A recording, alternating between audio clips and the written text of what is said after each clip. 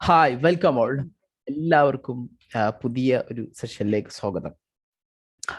Open book examination നിബോഷ് introduce IGCക്ക് ചെയ്തതിന് ശേഷം 14ാമത്തെ open book examination ആണ് ജൂൺ 2022 നടന്ന ഓപ്പൺ ബുക്ക് എക്സാമിനേഷൻ.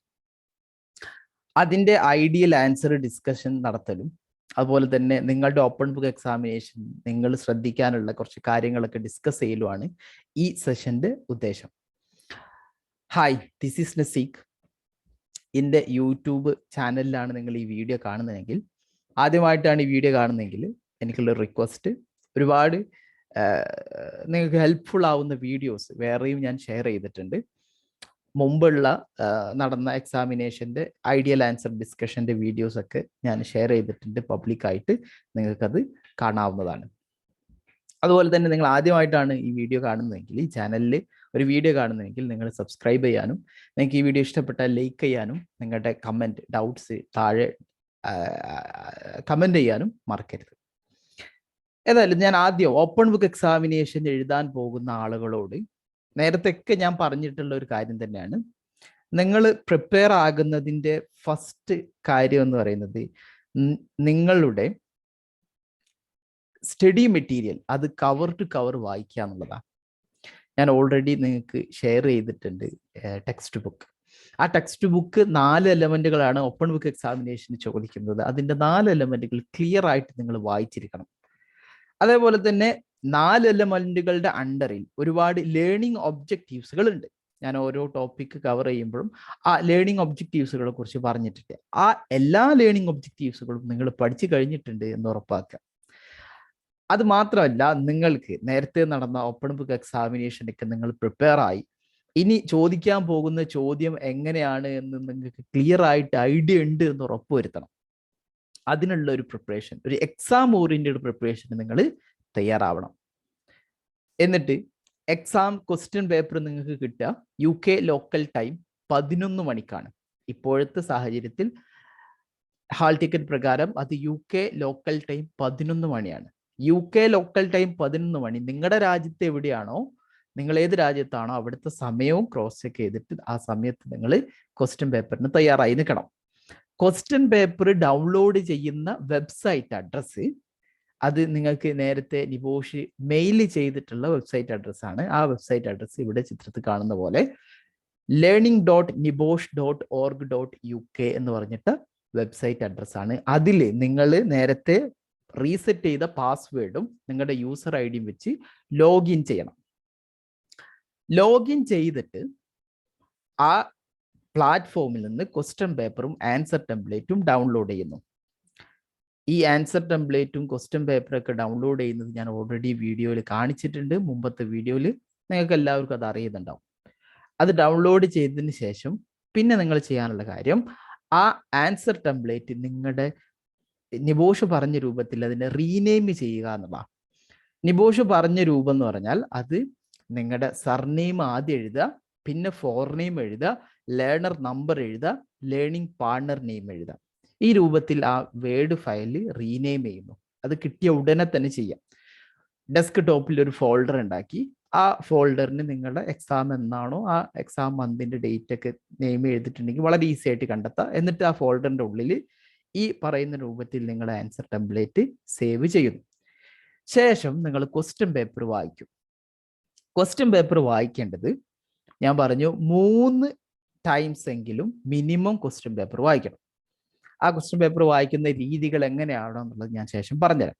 എന്നിട്ട് ആൻസർ എഴുതി തുടങ്ങുമ്പോൾ ഞാൻ റെക്കമെൻഡ് ചെയ്യുന്ന ഫോണ്ട് സ്റ്റൈല് ഏരിയലാണ്. ഞാൻ റെക്കമെൻഡ് ചെയ്യുന്ന ഫോണ്ട് സൈസും 12 ആണ്. ഞാൻ റെക്കമെൻഡ് ചെയ്യുന്ന പറയാൻ കാര്യം, നിബോഷ് പ്രത്യേക റെക്കമെൻഡേഷൻ ഒന്നും തന്നിട്ടില്ല. പക്ഷെ ഒരു കാണാൻ വൃത്തി നിബോഷ് സാധാരണ അവരുടെ റിസോഴ്സിലൊക്കെ ഉപയോഗിക്കുന്നതുമായിട്ടുള്ള ഫോണ്ട് സ്റ്റൈലും ഫോണ്ട് സൈസുമാണ് ഞാൻ പറഞ്ഞത്. ശേഷം ശ്രദ്ധിക്കാനുള്ള ഒരു കാര്യം, ഇങ്ങനെ ഫയൽ സേവ് ചെയ്തതിന് ശേഷം റെഗുലർ ആയിട്ട് നിങ്ങൾ Ctrl+S അല്ലെങ്കിൽ റെഗുലർ ആയിട്ട് സേവ് ചെയ്യണം. നിങ്ങൾക്ക് എഴുതാൻ പറ്റുന്ന ആൻസറിലെ മാക്സിമം വേർഡ് എന്ന് പറയുന്നത് 3300 വേർഡ്സ് ആണ്. അതിൻ്റെ അപ്പുറത്തേക്ക് നിങ്ങൾ എഴുതിയാൽ നിബോഷ് അത് ഇവാലുവേറ്റ് ചെയ്യില്ല. പോയിന്റ്സുകളാക്കി, ബുള്ളറ്റിൻ പോയിന്റ്സുകളാക്കി ആൻസർ എഴുതുന്നതാണ് ഏറ്റവും ഈസി ആയിട്ടുള്ള മാർഗം. ആ ബുള്ളറ്റിൻ പോയിന്റ്സ് കൺസൈസും സ്പെസിഫിക്കും ആയിരിക്കണം. അതായത് ഒരു 2 ലൈൻ എഴുതിയാൽ നിങ്ങൾക്ക് 1 മാർക്ക് കിട്ടാൻ പാകത്തിനുള്ള ഒരു ബുള്ളറ്റിൻ പോയിന്റ് ആക്കി ഇത് മാറും എന്ന് നിങ്ങൾ മനസ്സിൽ കരുതണം. മാത്രമല്ല, ഒരു ബുള്ളറ്റിൻ പോയിന്റ് എഴുതി അടുത്ത ബുള്ളറ്റിൻ പോയിന്റ് എഴുതുന്നതിൻ്റെ ഇടയിൽ ഒരു ലൈൻ സ്പേസ് നിങ്ങൾക്ക് ലീവ് ചെയ്യാം. ആ ഒരു ലൈന് ലീവ് ചെയ്താൽ അത് 2 ഡിഫറെന്റ് ബുള്ളറ്റിൻ പോയിന്റ് ആയിട്ട് എക്സാമിനർക്ക് കാണാനായിട്ട് പറ്റും.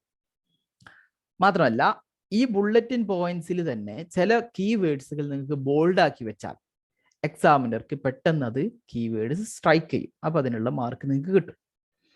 അതുപോലെ ഏറ്റവും ആൻസർ പേപ്പറിന്റെ എൻഡിൽ വേർഡ് ടോട്ടൽ കൗണ്ട് എത്ര ഉണ്ട് എന്നുള്ളത് ക്ലിയർ ആയിട്ട് രേഖപ്പെടുത്തണം. അത് മറന്നു പോകരുത്. അതുപോലെ തന്നെ ആൻസർ പേപ്പറിൽ എന്തൊക്കെയാണ് നിങ്ങൾ റെഫറൻസ് ഉള്ളത്, ഏതൊക്കെ റിസോഴ്സസുകൾ നിങ്ങളുടെ ആൻസർ ഡെവലപ്പ് ചെയ്യാൻ വേണ്ടി റെഫർ ചെയ്തിട്ടുണ്ട്, ആ കാര്യവും മെൻഷൻ ചെയ്യണം. ഏറ്റവും അവസാനം നിങ്ങളുടെ ക്വസ്റ്റ്യൻ പേപ്പർ 24 മണിക്കൂറിനുള്ളിൽ ക്വസ്റ്റ്യൻ പേപ്പറല്ല ആൻസർ നിങ്ങളുടെ 24 മണിക്കൂറിന് മുമ്പിൽ നിങ്ങൾ ഡൗൺലോഡ് ചെയ്ത പ്ലാറ്റ്ഫോമിൽ അപ്ലോഡ് ചെയ്യുകയും വേണം. ഇതാണ് ബേസിക് ആയിട്ട് എനിക്ക് പറയാനുള്ള കുറച്ച് ടിപ്സുകൾ. ഓക്കെ, ഇനി നമുക്ക് നേരത്തെ ഈ ജൂൺ 2022 നടന്ന, ഞാൻ ഈ വീഡിയോ റെക്കോർഡ് ചെയ്യുന്ന ഈ മാസം നടന്ന ഓപ്പൺ ബുക്ക് എക്സാമിനേഷന്റെ ക്വസ്റ്റ്യൻ പേപ്പറും അതിന്റെ ആൻസർ ടെംപ്ലേറ്റും ഒന്ന് നോക്കാം. അതുപോലെ തന്നെ അതിന്റെ ഐഡിയൽ ആൻസർ എങ്ങനെ വേണം എന്നുള്ളതും നോക്കാം. ഇതായിരുന്നു ജൂൺ 2022 ചോദിച്ചിട്ടുള്ള ക്വസ്റ്റ്യൻ പേപ്പർ. ഈ ക്വസ്റ്റ്യൻ പേപ്പറിൽ ആദ്യം കുറച്ച് ഇൻസ്ട്രക്ഷൻസ് ഒക്കെ നിങ്ങൾക്ക് കാണാൻ പറ്റും. അതിനുശേഷം ഒരു വലിയ സിനാരിയോ തന്നിട്ടുണ്ട്. ആ സിനാരിയോ 2 പേജിൽ അധികം അല്ലെങ്കിൽ 2 പേജ് കറക്റ്റ് ഉള്ള ഒരു സിനാരിയോ ആണ്. അതിനുശേഷം ഒരു 7 ടാസ്കുകളും ചോദിച്ചിട്ടുണ്ട്. ഇതായിരുന്നു അന്ന് തന്നിട്ടുള്ള ക്വസ്റ്റ്യൻ പേപ്പർ. അതുപോലെ അന്ന് ജൂൺ 2022 കാൻഡിഡേറ്റ്സിന് കൊടുത്തിട്ടുള്ള ആൻസർ ടെംപ്ലേറ്റ് ഇങ്ങനെയായിരുന്നു. ഒരു വേർഡ് ഫയലായിരുന്നു അത്. ഇതേപോലെ തന്നെയാണ് നിങ്ങളുടെ ക്വസ്റ്റ്യൻ പേപ്പറും അതിന്റെ ആൻസർ ടെംപ്ലേറ്റും. അതിന്റെ സ്ട്രക്ചർ ഇതുപോലൊക്കെ തന്നെ ആയിരിക്കും. കണ്ടന്റിൽ കുറച്ച് വ്യത്യാസം ഉണ്ടാവും. അപ്പോൾ ഈ ക്വസ്റ്റ്യൻ ആദ്യം നിങ്ങൾ കിട്ടിയ ഉടനെ, ആൻസർ ടെംപ്ലേറ്റും കിട്ടിയ ഉടനെ നിങ്ങൾ ആൻസർ ടെംപ്ലേറ്റ് ഫയലിൽ പോയി നിങ്ങൾ സേവ് ആസ് ക്ലിക്ക് ചെയ്യണം. സേവ് ആസ് ക്ലിക്ക് ചെയ്തിട്ട് നിങ്ങളെ ഡെസ്ക് ടോപ്പിൽ ഒരു ഫോൾഡർ ഉണ്ടാക്കി അവിടെ നിങ്ങളുടെ second name, first name, learner number, learning partner name, ഈ രൂപത്തിൽ വേണം ഫയൽ നെയിം സേവ് ചെയ്യാൻ ഉടനെ. ശേഷം നമുക്ക് ക്വസ്റ്റ്യൻ പേപ്പറിലേക്ക് വരാം. ക്വസ്റ്റ്യൻ പേപ്പറിൽ നോക്കുന്ന സമയത്ത് ആദ്യം സിനാരിയോ ഓൾറെഡി ഇപ്പോൾ നിങ്ങൾ കണ്ടവരാണ്, സിനാരിയോ ഓൾറെഡി നിങ്ങൾ മനസ്സിലാക്കിയവരാണ്. ആദ്യം തന്നെ സിനാരിയോ ഒന്ന് വായിക്കാം. ഈ സിനാരിയോ വായിക്കുമ്പോൾ ഈച്ച് ആൻഡ് എവറി ലൈനിലൂടെ കടന്നുപോയി എന്താണ് ഇവർ അർത്ഥം വെക്കുന്നത് അല്ലെങ്കിൽ എന്താണ് ഇവർ ഫോക്കസ് ചെയ്യുന്നത് മനസ്സിലാക്കിയിട്ട് വേണം ഇത് വായിക്കാനായിട്ട്. ഓക്കെ, അങ്ങനെ ക്ലിയർ ആയിട്ട് സിനാരിയോ നിങ്ങൾ ഫുൾ കംപ്ലീറ്റ് ആയിട്ട് വായിക്കുന്നു. രണ്ടാമതും നിങ്ങൾ സിനാരിയോ വായിക്കുന്നു.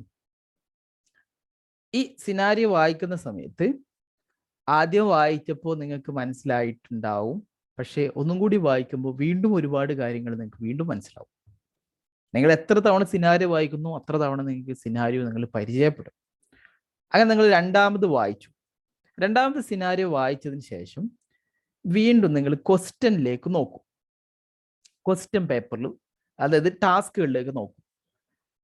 ആദ്യം എല്ലാ ടാസ്കുകളും ഒന്ന് വായിക്കും രണ്ടാമത്തെ സിനാരിയോ വായിച്ചതിന് ശേഷം. എന്നിട്ട് വീണ്ടും സിനാരിയോ വായിക്കും. വീണ്ടും സിനാരിയോ വായിക്കുമ്പോൾ ഈ ടാസ്കിൽ നിങ്ങൾക്ക് ശ്രദ്ധിക്കേണ്ട കുറച്ച് കാര്യങ്ങൾ ഉണ്ടായിരിക്കും. അതായത് ഈ ഓരോ ടാസ്കിന്റെ ആൻസർ എഴുതുമ്പോഴും ചില കാര്യങ്ങളൊക്കെ നമുക്ക് സിനാരിയോ ഒന്നുകൂടെ കണ്ടന്റ് എടുത്ത് എഴുതാനുണ്ടാവും. അത് ചിലപ്പോൾ 3 ടൈപ്പിൽ നിങ്ങൾക്ക് ടാസ്കുകൾ പ്രതീക്ഷിക്കാം. ഒന്നാമത്തെ type based on the scenario only എന്ന് പറഞ്ഞ് ഒരു കമന്റ് ഉണ്ടായിട്ടുള്ള ടാസ്ക്. അതായത് നിങ്ങളുടെ ആൻസർ എഴുതുമ്പോൾ ഈ സിനാരിയോ ഒന്ന് മാത്രമേ അത് എഴുതാൻ പറ്റൂ. രണ്ടാമത്തെ ടൈപ്പ് ഒരു ക്വസ്റ്റ്യൻ നിങ്ങൾക്ക് പ്രതീക്ഷിക്കാൻ പറ്റുന്നത് support your answer wherever it is applicable, അല്ലെങ്കിൽ you should support your answer where applicable using relevant information from the scenario.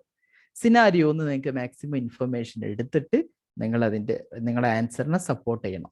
അങ്ങനത്തെ ഒരു ടൈപ്പ് ക്വസ്റ്റ്യൻ. ഓക്കെ, മൂന്നാമത്തെ ഒരു ടൈപ്പ് ക്വസ്റ്റ്യൻ ജനറൽ ക്വസ്റ്റ്യൻ, സിനാരിയോയിൽ കണക്ട് ചെയ്തിട്ട് തന്നെ ആ ക്വസ്റ്റ്യൻ ഉണ്ടാവില്ല.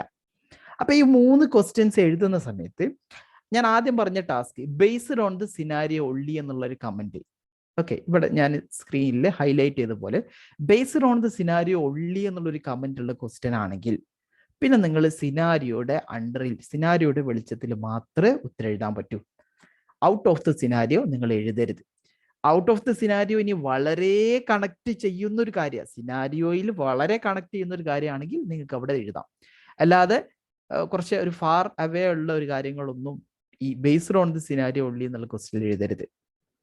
ഓക്കെ, പിന്നെ ഈ question you should support your answer where applicably using relevant information from the scenario എന്നുള്ള ക്വസ്റ്റ്യനിൽ നിങ്ങൾക്ക് ഔട്ട് ഓഫ് ദി സിനാരിയോ എഴുതാം. പക്ഷേ അത് എഴുതുമ്പോൾ നിങ്ങൾ സിനാരിയോയുടെ കാര്യങ്ങൾ എടുത്ത് നിങ്ങൾ ഈ പറയുന്ന കാര്യത്തെ സപ്പോർട്ട് ചെയ്യണം. പുറത്തുനിന്നുള്ള സിനാരിയോയുടെ പുറത്തുനിന്നുള്ള കാര്യം എഴുതുകയാണെങ്കിലും അത് സിനാരിയോടുള്ള കാര്യത്തെ എടുത്തിട്ട് അത് സപ്പോർട്ട് ചെയ്യുന്ന രൂപത്തിൽ വേണം അത് എഴുതാൻ. അതാണ് ഈ ടൈപ്പ് ക്വസ്റ്റ്യൻ. പിന്നെ മൂന്നാമത് പറഞ്ഞ ടൈപ്പ് ക്വസ്റ്റ്യൻ അത് ജനറൽ ക്വസ്റ്റ്യൻ ആണ്. അതിൽ നിങ്ങൾക്ക് സിനാരിയോ ആവശ്യമായിട്ട് വരില്ലെങ്കിൽ പോലും ആ ഒരു വർക്ക് പ്ലേസിൽ അപ്ലിക്കബിൾ ആകും എന്ന് നിങ്ങൾക്ക് തോന്നുന്ന കാര്യങ്ങൾ വേണം എഴുതാൻ. ഓക്കെ, ഞാൻ അത് പറഞ്ഞുതരാം, അത് ഏത് ടൈപ്പിലാണ് നിങ്ങൾ ആൻസർ ഡെവലപ്പ് ചെയ്യേണ്ടതെന്നുള്ളത്. ഞാൻ പെട്ടെന്നൊന്ന് സിനാരിയോ കാണിക്കാം. എനിക്ക് സിനാരിയോ ഡീറ്റെയിൽ ആയിട്ട് വായിക്കുന്നതിനോട് വലിയ താല്പര്യമില്ല. കാര്യം ഓൾറെഡി നിങ്ങൾക്ക് സിനാരിയോ അറിയും. പിന്നെ സിനാരിയോ വായിക്കുകയാണെന്നുണ്ടെങ്കിൽ ഏകദേശം ഒരു 3/4 മണിക്കൂർ ചിലപ്പോൾ ആ സിനാരിയോ എക്സ്പ്ലനേഷൻ തന്നെ പോകും.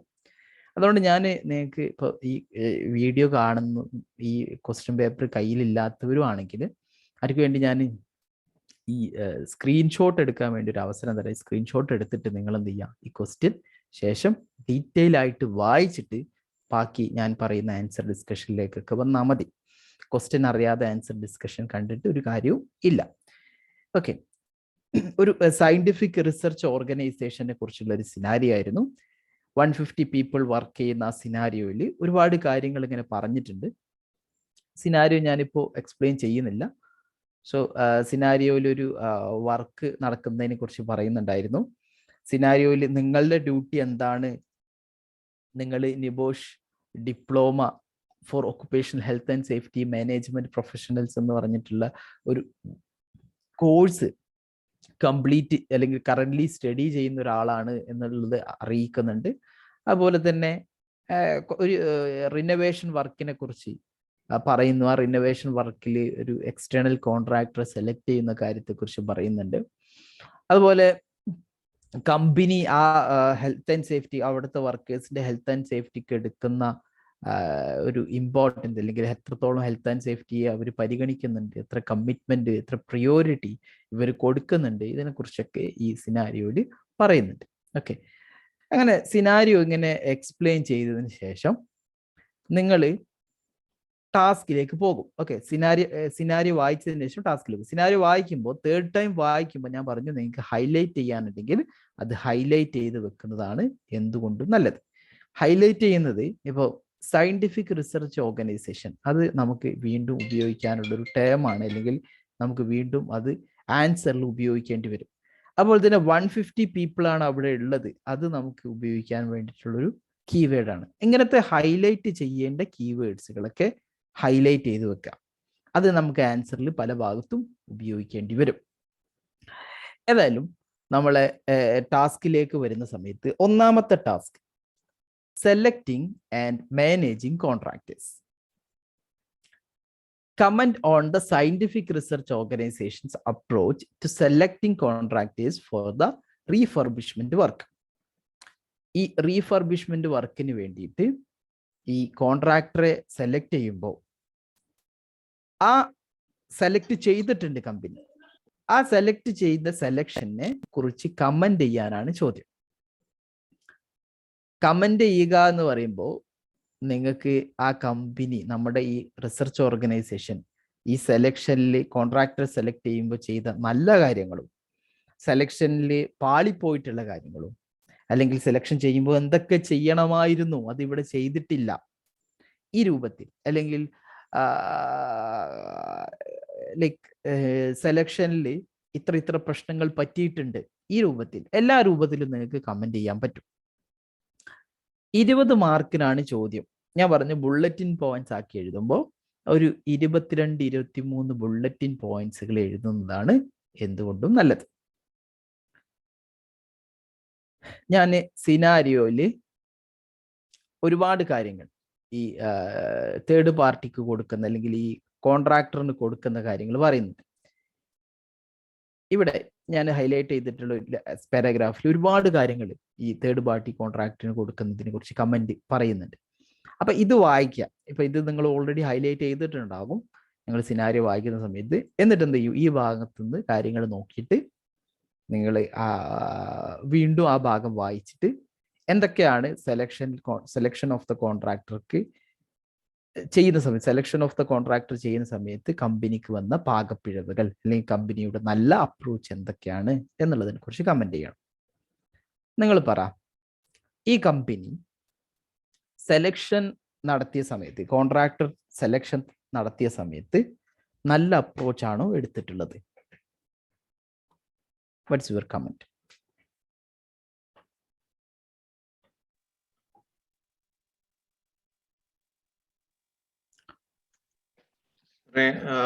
കോൺട്രാക്ടർ സെലക്ഷൻ ചെയ്യുമ്പോൾ അപ്രോച്ച് ബെനിഫിറ്റിനെക്കാട്ടിലും കൂടുതലും പുവർ കോൺട്രാക്ടർ റിവ്യൂ ആയിരുന്നു. Yes, good.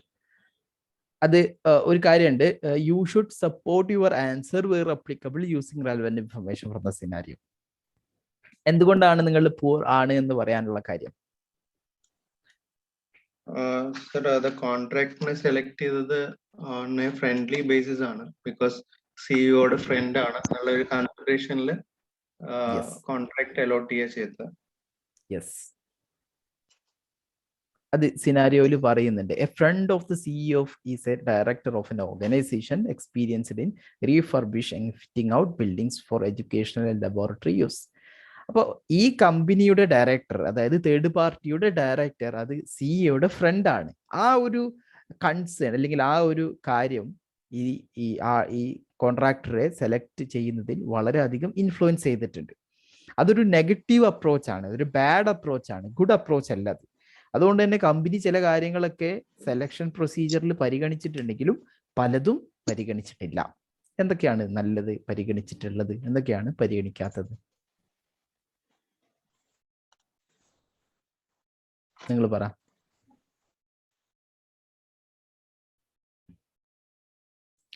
എന്തൊക്കെയാണ് പരിഗണിച്ചിട്ടുള്ളത്, എന്തൊക്കെയാണ് പരിഗണിക്കാത്തത്?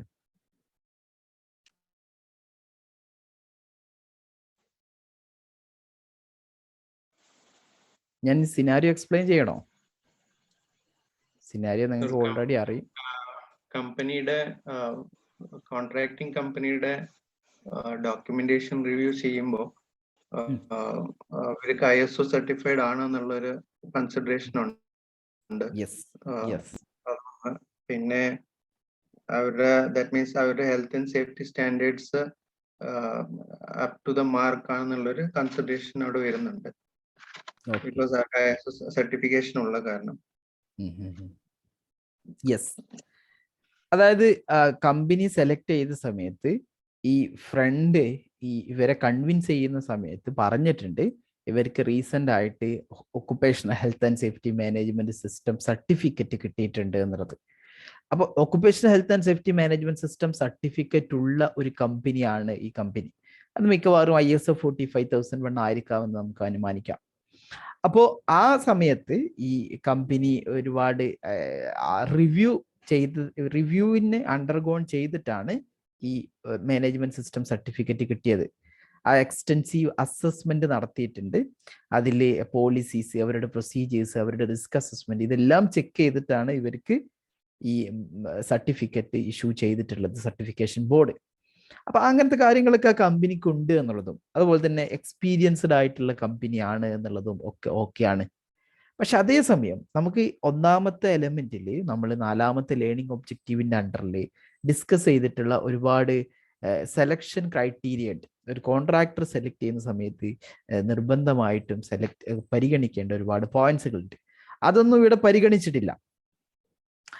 വേറൊരു കാര്യം എന്താ വെച്ചാൽ ഈ ക്വസ്റ്റ്യൻ ഇതിനു മുമ്പും പല തവണ ചോദിച്ചിട്ടുണ്ട്. ഒരു സെയിം ഡയറക്ഷനിലാണ് ചോദിച്ചിട്ടുള്ളത്. എന്താണ് സെലക്ഷൻ ക്രൈറ്റീരിയ, അതിനെക്കുറിച്ച് കമന്റ് ചെയ്യാൻ, അല്ലെങ്കിൽ എന്തൊക്കെ factors to be considered when selecting an external contractor, പല തവണ ചോദിച്ചിട്ടുള്ളതാണ്. ഞാൻ ക്ലാസ് ടൈമിൽ ഇതേ ക്വസ്റ്റ്യൻ നിങ്ങൾക്ക് ഡെയിലി ടാസ്ക് ആയിട്ട് തന്നിട്ടും ഉള്ളതാണ്. അപ്പൊ ആ ക്വസ്റ്റ്യൻ്റെ ആൻസർ ഓൾറെഡി നിങ്ങൾ പരിചയപ്പെട്ടതാണ്. എന്നാലും ഞാൻ ഈ സിനാരിയോയുടെ അണ്ടറിൽ എങ്ങനെയാണ് അത് ആൻസർ എഴുതേണ്ടതെന്ന് കാണിച്ചു തരാം. ഓക്കെ, സോ ബുള്ളറ്റിൻ പോയിന്റ്സ് ആക്കി എഴുതുന്നതാണ് നല്ലത് എന്ന് ഞാൻ പറഞ്ഞു. വേണമെങ്കിൽ ചെറിയൊരു ഇൻട്രൊഡക്ഷൻ, ഫസ്റ്റ് ആൻസർ ആയതുകൊണ്ട് ചെറിയ ഇൻട്രൊഡക്ഷൻ, ഇല്ലെങ്കിലും കുഴപ്പമൊന്നുമില്ല, ചെറിയൊരു ഇൻട്രൊഡക്ഷൻ വേണമെങ്കിൽ കൊടുക്കാം.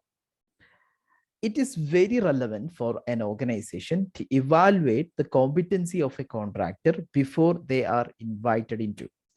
As per the scenario, the scientific research organization's approach to selecting contractors was both effective and non-effective for the refurbishment work. It is very clear that they have considered and left out some important matters while they have decided to bring an external contractor for the planned refurbishment work. എന്തൊക്കെയാണ് ഇവർ പരിഗണിച്ചതും പരിഗണിക്കാത്തതും ആയിട്ടുള്ള പ്രശ്നങ്ങൾ? The organization CEO has shown his personal interest on selecting an external contractor which is of his friends, where there are number of things left behind. The invited external contractor was not a competent one. കാര്യം competent one ആണെങ്കിൽ അവിടെ accident പറ്റുമായിരുന്നില്ല. അത് competent one അല്ലാത്തത് കൊണ്ടാണ് അവിടെ accident പറ്റിയിട്ടുള്ളത്. വേണമെങ്കിൽ നിങ്ങൾക്ക് അത് സപ്പോർട്ട് ചെയ്യാൻ ആ ഒരു പോയിന്റ് ആഡ് ചെയ്യാം. They were effective in considering the director's apparent knowledge of all the issue, including those associated with the health and safety that need to be addressed. They have considered the recently gained accreditation on health and safety management system. അത് പരിഗണിച്ചിട്ടുണ്ട്. They considered their policies, procedures, and the risk assessment and extensively assessed during the certification audit process. അപ്പോൾ ഇവരുടെ policy, procedure, risk assessment ഇതൊക്കെ അവർ സിനാരിയോയിൽ പറയുന്ന കാര്യം audit process നടക്കുന്ന സമയത്ത് ഇതൊക്കെ പരിഗണിച്ചിട്ടുണ്ട്. സ്വാഭാവികമായിട്ടും അതൊക്കെ അവിടെ ഉണ്ട് എന്നുള്ളത് ഇവർക്ക് ഉറപ്പുണ്ടായിട്ടുണ്ട്. ആർക്ക്? നമ്മുടെ ഈ കമ്പനിക്ക്. The CEO was depending on the contractor to solve the issues of his own company. പക്ഷെ CEO നമ്മുടെ കമ്പനിയുടെ പ്രശ്നങ്ങൾ കൂടെ അവര് തീരുമാനമാക്കിക്കോളൂ എന്നാണ് ചിന്തിച്ചത്. This scientific research organization has checked the previous enforcement action history of the contractor as they were about to invite this contractor for the refurbishment work. അവർ enforcement ഡോക്യുമെന്റുകളൊക്കെ ചെക്ക് ചെയ്തിട്ടുണ്ട് ഈ കോൺട്രാക്ടർ സെലക്ട് ചെയ്യുന്ന മുമ്പ്. അത് സിനാരിയോയിൽ പറയുന്നതാണ്. They have gone through the website to look at the history of the health and safety management system of the contractor to analyze the indication of health and safety performance, found it as better than the sector average. ഇതും സിനാരിയോയിൽ പറയുന്നതാണ്. They didn't consider to check the health and safety environment policy of the company, by which they can understand the health and safety targets, kept arrangements, and the responsible personalities. ഈ ഒരു കാര്യം പരിഗണിച്ചിട്ടില്ല selection ചെയ്യുമ്പോൾ. അതൊരു poor അപ്രോച്ചിന്റെ അടയാളമാണ്. They have not checked their particular experience on refurbishment of the newly purchased warehouse. അപ്പോൾ ഈ പുതിയ warehouse refurbishment ആണ്. അപ്പൊ ആ ഒരു സെക്ടറിലുള്ള ഇവരുടെ എക്സ്പീരിയൻസ് അത് നമ്മുടെ കമ്പനി പരിഗണിച്ചിട്ടില്ല. അതുപോലെ തന്നെ policies for high risk activities, risk assessment like work at height പോലത്തെ ഹൈ റിസ്ക് ആക്ടിവിറ്റീസിന്റെ റിസ്ക് അസസ്മെന്റ് ഡോക്യുമെന്റ്സുകൾ അത് നമ്മുടെ കമ്പനി പരിഗണിച്ചിട്ടില്ല, അത് ചെക്ക് ചെയ്തിട്ടില്ല. They did not check the competency of the workers of this concerned contractor. നമ്മുടെ ഈ കോൺട്രാക്ടറുടെ വർക്കേഴ്സിന്റെ എല്ലാവരുടെയും കോമ്പിറ്റൻസി. ഇപ്പോൾ അവിടെ ഒരു ഹൈറ്റ് വർക്കിൽ നിന്ന് അപകടം ഉണ്ടായ സിനാരിയോയിൽ പറയുന്നുണ്ട്. അത് സംഭവിച്ചത് ഇവിടെ വർക്ക് ചെയ്യുന്ന വർക്കേഴ്സിന് കോമ്പിറ്റൻസി ഇല്ലാത്തതാണ്. The supervisor is said to be competent but not sure about the other workers. Supervisor competent ആണ് എന്നുള്ള സിനാരിയോയിൽ പറയുന്നുണ്ട്, ബട്ട് ബാക്കിയുള്ള വർക്കേഴ്സും കോമ്പിറ്റന്റ് ആയിരിക്കണം. അത് സിനാരിയോയിൽ എവിടെയും പറയുന്നില്ല. The scientific research organization on selecting contractors, they have failed to check properly the documents of PTW, safe system of work, etc. ആ ഡോക്യുമെന്റ്സുകളൊന്നും check ചെയ്യാൻ കഴിഞ്ഞിട്ടില്ല, അല്ലെങ്കിൽ ചെക്ക് ചെയ്തിട്ടില്ല. They failed to check the proper training given to the workers. അത് check ചെയ്തിട്ടില്ല. They did not check the accident history for the work of the workers and the repetition of the accidents. Check ചെയ്തിട്ടില്ല. They failed to check the absenteeism records. They did not check the history of this company's compensation given records. Company compensation കൊടുത്തതിന്റെ റെക്കോർഡ്സുകൾ, കമ്പനിക്കെതിരെ legal വയലൻസിനെതിരെ civil കോർട്ടിൽ victims പോയതിന്റെ റെക്കോർഡ്സുകൾ, ഇതൊന്നും check ചെയ്തിട്ടില്ല. They did not check the prohibition notice or enforcement notices issued in the previous days. അതായത് എൻഫോഴ്സ്മെന്റ് നോട്ടീസോ പ്രൊഹിബിഷൻ നോട്ടീസുകളോ ചെക്ക് ചെയ്തിട്ടില്ല. എൻഫോഴ്സ്മെന്റ് ആക്ഷൻസുകൾ എന്ന് പറയുന്നുണ്ട്, എന്നാലും നിങ്ങൾക്ക് ഇവിടെ എന്ത് ചെയ്യാം, പ്രൊഹിബിഷൻ നോട്ടീസും എൻഫോഴ്സ്മെന്റ് നോട്ടീസും ചെക്ക് ചെയ്തിട്ടില്ല എന്ന് കമന്റ് ചെയ്യാൻ പറ്റും. They have also failed to check the consultation arrangement that is very necessary for the workers to share their complaints and grievances to the management. As per the scenario, they also failed to find out whether this contractor has arranged proper communication methods for the workers in their previous projects. ഇവരുടെ different communication മെത്തേഡ്സുകളും broadcasting മെത്തേഡ്സുകളൊക്കെ check ചെയ്യാൻ ഇവർ fail ആയിട്ടുണ്ട്. അതുപോലെ തന്നെ they didn't find regarding the safety meetings, broadcasting methods of this contractor in the previous times, and also failed to analyze their previous investigation methods and how interested are they to investigate those incidents. അതിനെക്കുറിച്ചൊന്നും ഇവര് bother ചെയ്തിട്ടില്ല. There is no proper evidence in the scenario tells that they have checked the contractor's machineries, tools and their equipment they use at the site is properly maintained and inspected. ഇതിനെക്കുറിച്ച് സിനാരിയോയിൽ പറയുന്നില്ല. They didn't took the contractor first aid arrangements, emergency procedure, emergency drills provided. ഇത് സിനാരിയോയിൽ പറയുന്നത് ഇതൊന്നും അവിടെ ഇല്ല എന്നുള്ള പ്രോപ്പറായിട്ട്. So അത് ചെക്ക് ചെയ്യുന്നതിലും ഫെയിൽ ആയിട്ടുണ്ട്. They failed to consider the contractor's allocation on the resources for providing a better platform to the workers, insurance details and trade union complaints. They didn't consider whether the contractor issued proper PPE to their workers. Example, full body harness would have saved the worker and safety helmet would have saved their head injury. So ഈ നമ്മുടെ സിനാരിയോയിൽ ഒരാൾ ഹൈറ്റിൽ നിന്ന് താഴേക്ക് വീഴുമെന്ന് പറയുന്നുണ്ട്. അത് full body harness ധരിച്ച ഒരാളായിരുന്നെങ്കിൽ അത് വീഴുമായിരുന്നില്ല. സേഫ്റ്റി ഹെൽമെറ്റ് ധരിച്ച ഒരാളായിരുന്നെങ്കിൽ അയാൾക്ക് ഹെഡ് ഇഞ്ചറി പറ്റുമായിരുന്നില്ല. കോൺക്രീറ്റ് സർഫസിൽ വീണ ഒരു കാര്യം പറയുന്നുണ്ട്. സോ ഇതൊന്നും കൺസിഡർ ചെയ്യാതെയാണ് ഇവര് ഈ കോൺട്രാക്ടറെ സെലക്ട് ചെയ്തിട്ടുള്ളത്. ഇങ്ങനെ ഒരുപാട് പോയിന്റ്സുകൾ നിങ്ങൾക്ക് കമന്റ് ചെയ്യാൻ പറ്റും.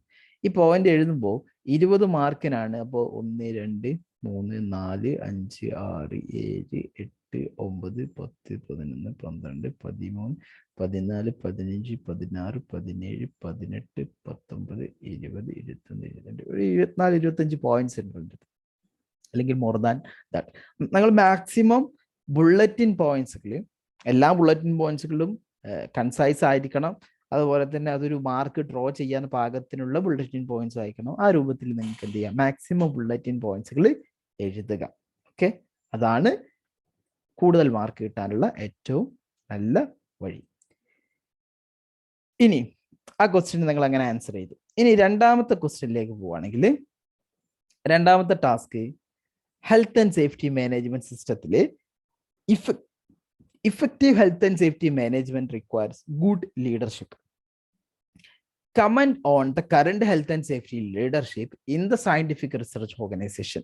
നമ്മുടെ ഈ കമ്പനിയിൽ നിലവിലുള്ള ലീഡർഷിപ്പിനെ കുറിച്ച് കമന്റ് ചെയ്യാനാണ് ചോദ്യം ചോദിച്ചിട്ടുള്ളത്. ലീഡർഷിപ്പിനെ കുറിച്ച് കമന്റ് ചെയ്യാന്ന് പറഞ്ഞാൽ അത് ലൈക്ക് നമ്മുടെ സിനാരിയോ വായിച്ച് ഇവിടുത്തെ ലീഡേഴ്സ് ഒക്കെ എങ്ങനെയാണ് എന്നുള്ളതെ കുറിച്ച് കമന്റ് ചെയ്യാനാണ്. ഈ സേഫ്റ്റി ലീഡർഷിപ്പ് എന്നുള്ളൊരു കാര്യമുണ്ട്. നമ്മുടെ പോയിന്റ് സേഫ്റ്റി ലീഡർഷിപ്പ്, അല്ലാതെ അവർ ബിസിനസ്സിൽ വലിയ ലീഡേഴ്സ് ആയിട്ട് കാര്യമില്ല. നമ്മുടെ കൺസേൺ സേഫ്റ്റി ലീഡർഷിപ്പാണ്. അത് നമ്മുടെ മൂന്നാമത്തെ എലമെന്റിൽ ഡിസ്കസ് ചെയ്യുന്ന ടോപ്പിക്കാണ്. മൂന്നാമത്തെ എലമെന്റിൽ സേഫ്റ്റി കൾച്ചർ പറയുന്ന സമയത്തും സേഫ്റ്റി റിലേറ്റഡ് ബിഹേവിയർ പറയുന്ന സമയത്തും ഈ സേഫ്റ്റി ലീഡർഷിപ്പിനെ കുറിച്ച് പറയുന്നുണ്ട്. അപ്പൊ ആ ഭാഗം നിങ്ങൾ ടെക്സ്റ്റ് ബുക്കിൽ വായിക്കുമ്പോൾ നിങ്ങൾക്ക് ഒരുപാട് കാര്യങ്ങൾ മനസ്സിലാവും. പിന്നെ ഈ സിനാരിയോ, ഞാൻ സിനാരിയോ വായിച്ചിട്ടില്ല. യൂട്യൂബിൽ വീഡിയോ കാണുന്നവർക്ക് സിനാരിയോ വേണമെങ്കിൽ ഞാൻ എന്ത് ചെയ്യാം, ഡിസ്ക്രിപ്ഷൻ ബോക്സിൽ സിനാരിയോയുടെ ഈ ക്വസ്റ്റ്യൻ പേപ്പറിന്റെ ലിങ്ക് അറ്റാച്ച് ചെയ്യാം. ഓക്കെ, സോ നിങ്ങൾക്ക് എന്ത് ചെയ്യാം, സിനാരിയോ ഡൗൺലോഡ് ചെയ്തിട്ട് ഈ ക്വസ്റ്റ്യൻ പേപ്പർ ഡൗൺലോഡ് ചെയ്തിട്ട് വായിക്കാവുന്നതാണ്. ഏതായാലും ഈ ലീഡർഷിപ്പിനെ കുറിച്ച് കമന്റ് ചെയ്യുമ്പോൾ എന്തൊക്കെ പോയിന്റ്സുകൾ നിങ്ങൾക്ക് അറിയാൻ പറ്റും, അല്ലെങ്കിൽ എന്തൊക്കെ കമന്റ്സുകൾ നിങ്ങൾക്ക് ഉൾപ്പെടുത്താൻ പറ്റും നിങ്ങളുടെ ആൻസറിൽ? 10 മാർക്കിനാണ് ചോദ്യം. നിങ്ങൾ പറ.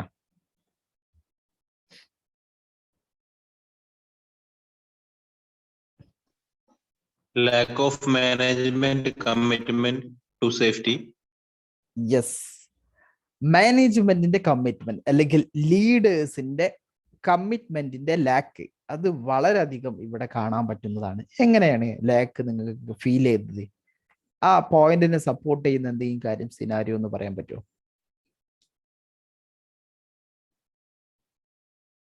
അതായത് ഇപ്പോ അതിൽ സേഫ്റ്റി എന്ന് പറയുന്നത് സേഫ്റ്റി അഡ്വൈസറുടെ മാത്രം ഉത്തരവാദിത്വമാണെന്നാണ് അവരുടെ ഒരു ധാരണ. യെസ്, സിനാരിയോയിലേക്ക് വരുമ്പോൾ അത് പറയുന്നുണ്ട് ഈ സേഫ്റ്റിയുടെ ഡ്യൂട്ടി എന്ന് പറയുന്നത് അത് സേഫ്റ്റി അഡ്വൈസർ ചുമതലയുള്ള നിങ്ങളുടെ ഡ്യൂട്ടി മാത്രമാണ് എന്നാണ് അവര് ചിന്തിക്കുന്നത്. ഓക്കെ, ആ ഒരു കാര്യം സിനാരിയോയിൽ പറയുന്നുണ്ട്. പിന്നെ റിസ്ക് അസസ്മെന്റിന്റെ ഒന്നും അവര് കോപ്പറേഷൻ ഒന്നും ഇല്ല. അതെ, റിസ്ക് അസസ്മെന്റ് ചെയ്യുന്ന സമയത്ത് അവർ അതിൽ പാർട്ടിസിപ്പേറ്റ് ചെയ്യുന്നില്ല. അവർക്ക് അതിലെ ടേക്ക് പാർട്ട് ആവാനുള്ള ടൈമൊന്നും ഇല്ല. അത് അവരുടെ ഡ്യൂട്ടി ആയിട്ട് കാണുന്നില്ല. Okay, good. പിന്നെ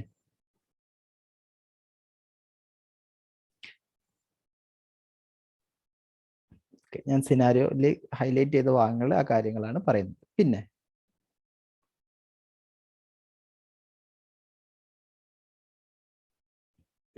ഈ കമ്പനിക്ക് ഡീപ്പായിട്ടുള്ള നോളജ് ഒന്നും സേഫ്റ്റിയിൽ ഇല്ല, ആർക്കും ഇല്ല. Yes, health and safety knowledge ഉള്ള കോമ്പിറ്റന്റ് ആയിട്ടുള്ള ആളുകൾ ഈ കമ്പനിയിലില്ല. കമ്പനി ആണെങ്കിൽ ഹൈ റിസ്ക് ആക്ടിവിറ്റീസുകളും ഹൈ റിസ്ക് എലമെന്റ്സുകളൊക്കെ ഡീൽ ചെയ്യുന്ന ഒരു കമ്പനിയാണ്. സ്റ്റിൽ ഇവിടെ health and safety good knowledge ഉള്ള ആളുകൾ ഇല്ല. അത് അങ്ങനത്തെ ആളുകളെ കമ്പനി ഹയർ ചെയ്തിട്ടില്ല, അങ്ങനെ പറയാം. അതായത് ഓൾറെഡി ലീഡേഴ്സിന് നോളജ് വേണം, അങ്ങനെ നോളജ് ഇല്ല. അതുപോലെ തന്നെ ഈ ലീഡേഴ്സ് നല്ല ആളുകളെ ഹയർ ചെയ്തിട്ടും ഇല്ല. പിന്നെ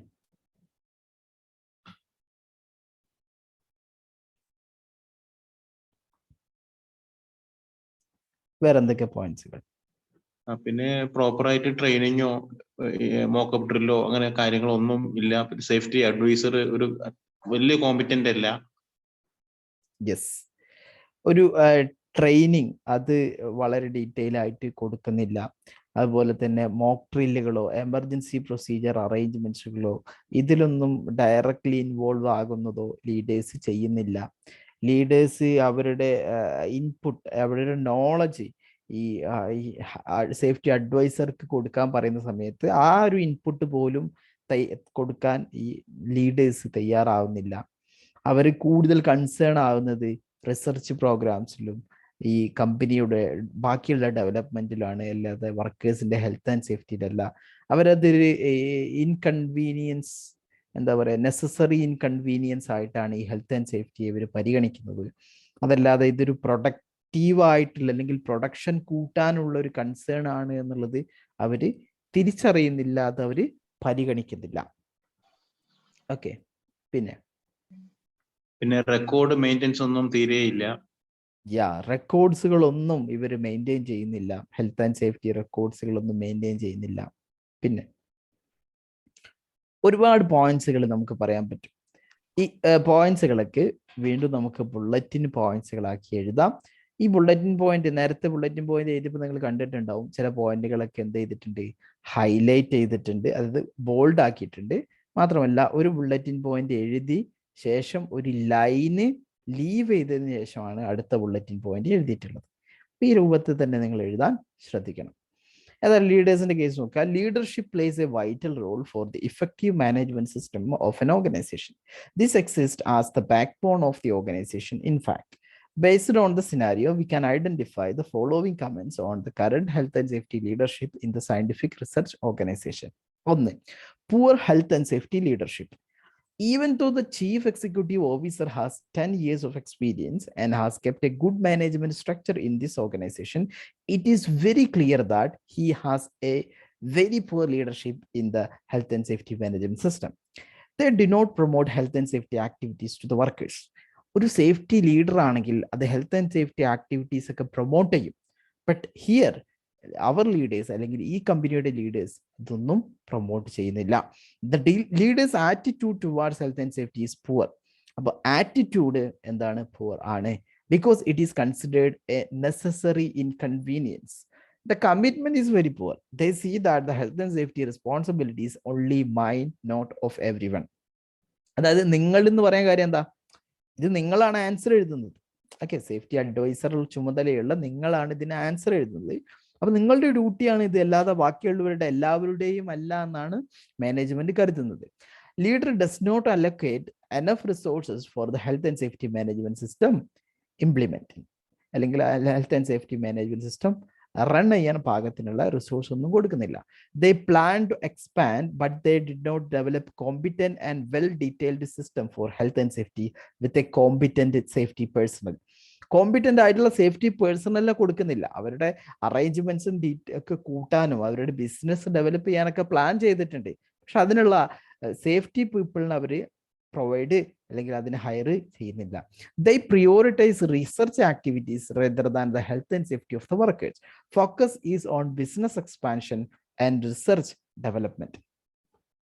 The top level management does not get involvement in the daily safety activities, even for the risk assessment too.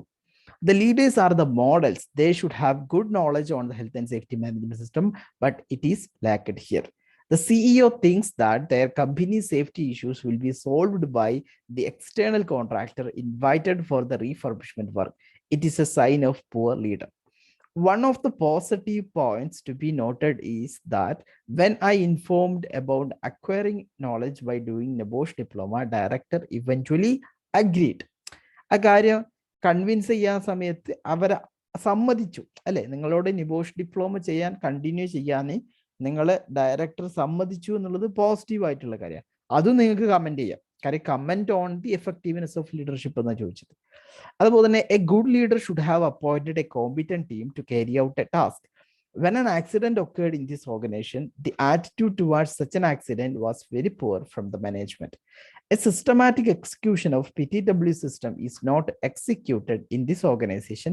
It's part of a poor leadership. Reviews, changes to improvement are not practiced here. ഇതെല്ലാം poor ലീഡർഷിപ്പിനെയും അല്ലെങ്കിൽ ലീഡർഷിപ്പിനെ കുറിച്ചുള്ള കമന്റുകളാണ്. Okay, ഇനി അടുത്ത ചോദ്യം.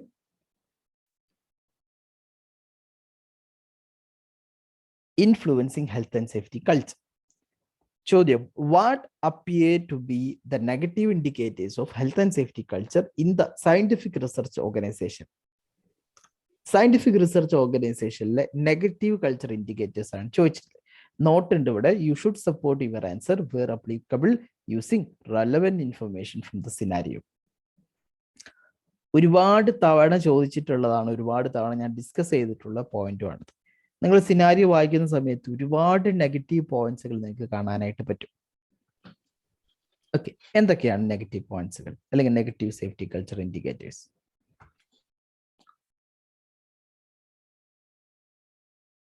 എന്തൊക്കെയുണ്ട്?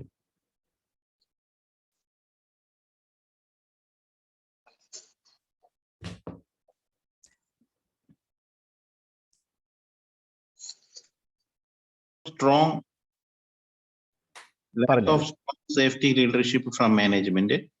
Yeah, lack of safety leadership. പിന്നെ lack of management commitment to safety.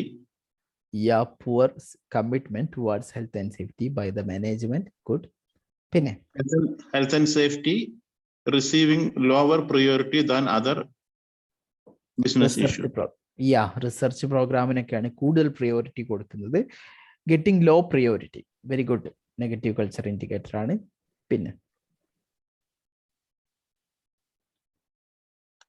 lack of supervision on the employees working from home. Yeah. So our DSA system monitoring ഒന്നും നടക്കുന്നില്ല. How is the health condition? We don't know. Yeah, they don't even consider health and safety should be considered for that people. അല്ലെ, work from ഹോമിന്റെ safety consider ചെയ്യണമെന്ന് പോലും ഇവര് പരിഗണിക്കുന്നില്ല. Okay, അവര് just avoid ചെയ്തിക്കുക ഈ health and safety activities, health and safety concern. അതൊരു major issue ആണ്. Display screen എക്യുപ്മെന്റിന്റെ കാര്യങ്ങളൊന്നും ഇവർ സേഫ്റ്റി ആയിട്ട് അല്ലെങ്കിൽ അതിന്റെ വലിയ പ്രശ്നങ്ങളെ ഒന്നും ഇവർ അഡ്രസ് ചെയ്യുന്നില്ല. അത് മറ്റൊരു നെഗറ്റീവ് ഇൻഡിക്കേറ്റർ ആണ്. പിന്നെ lack of resources. Yeah, poor lack of resources ആണ്, അല്ലെങ്കിൽ ലോ റിസോഴ്സസ് ആണ് ഇവർ കൊടുക്കുന്നത്. ലാക്ക് അല്ല, ലൈക്ക് ലോ റിസോഴ്സസ് അല്ലെങ്കിൽ പുവർ റിസോഴ്സസ് ആണ് അലൊക്കേറ്റ് ചെയ്തിട്ടുള്ളത്. പ്രത്യേകിച്ച് കോമ്പിറ്റന്റ് പീപ്പിളിനെ ഹയർ ചെയ്യുക എന്നുള്ളതിന് അതിന് cash ചെലവുണ്ട്.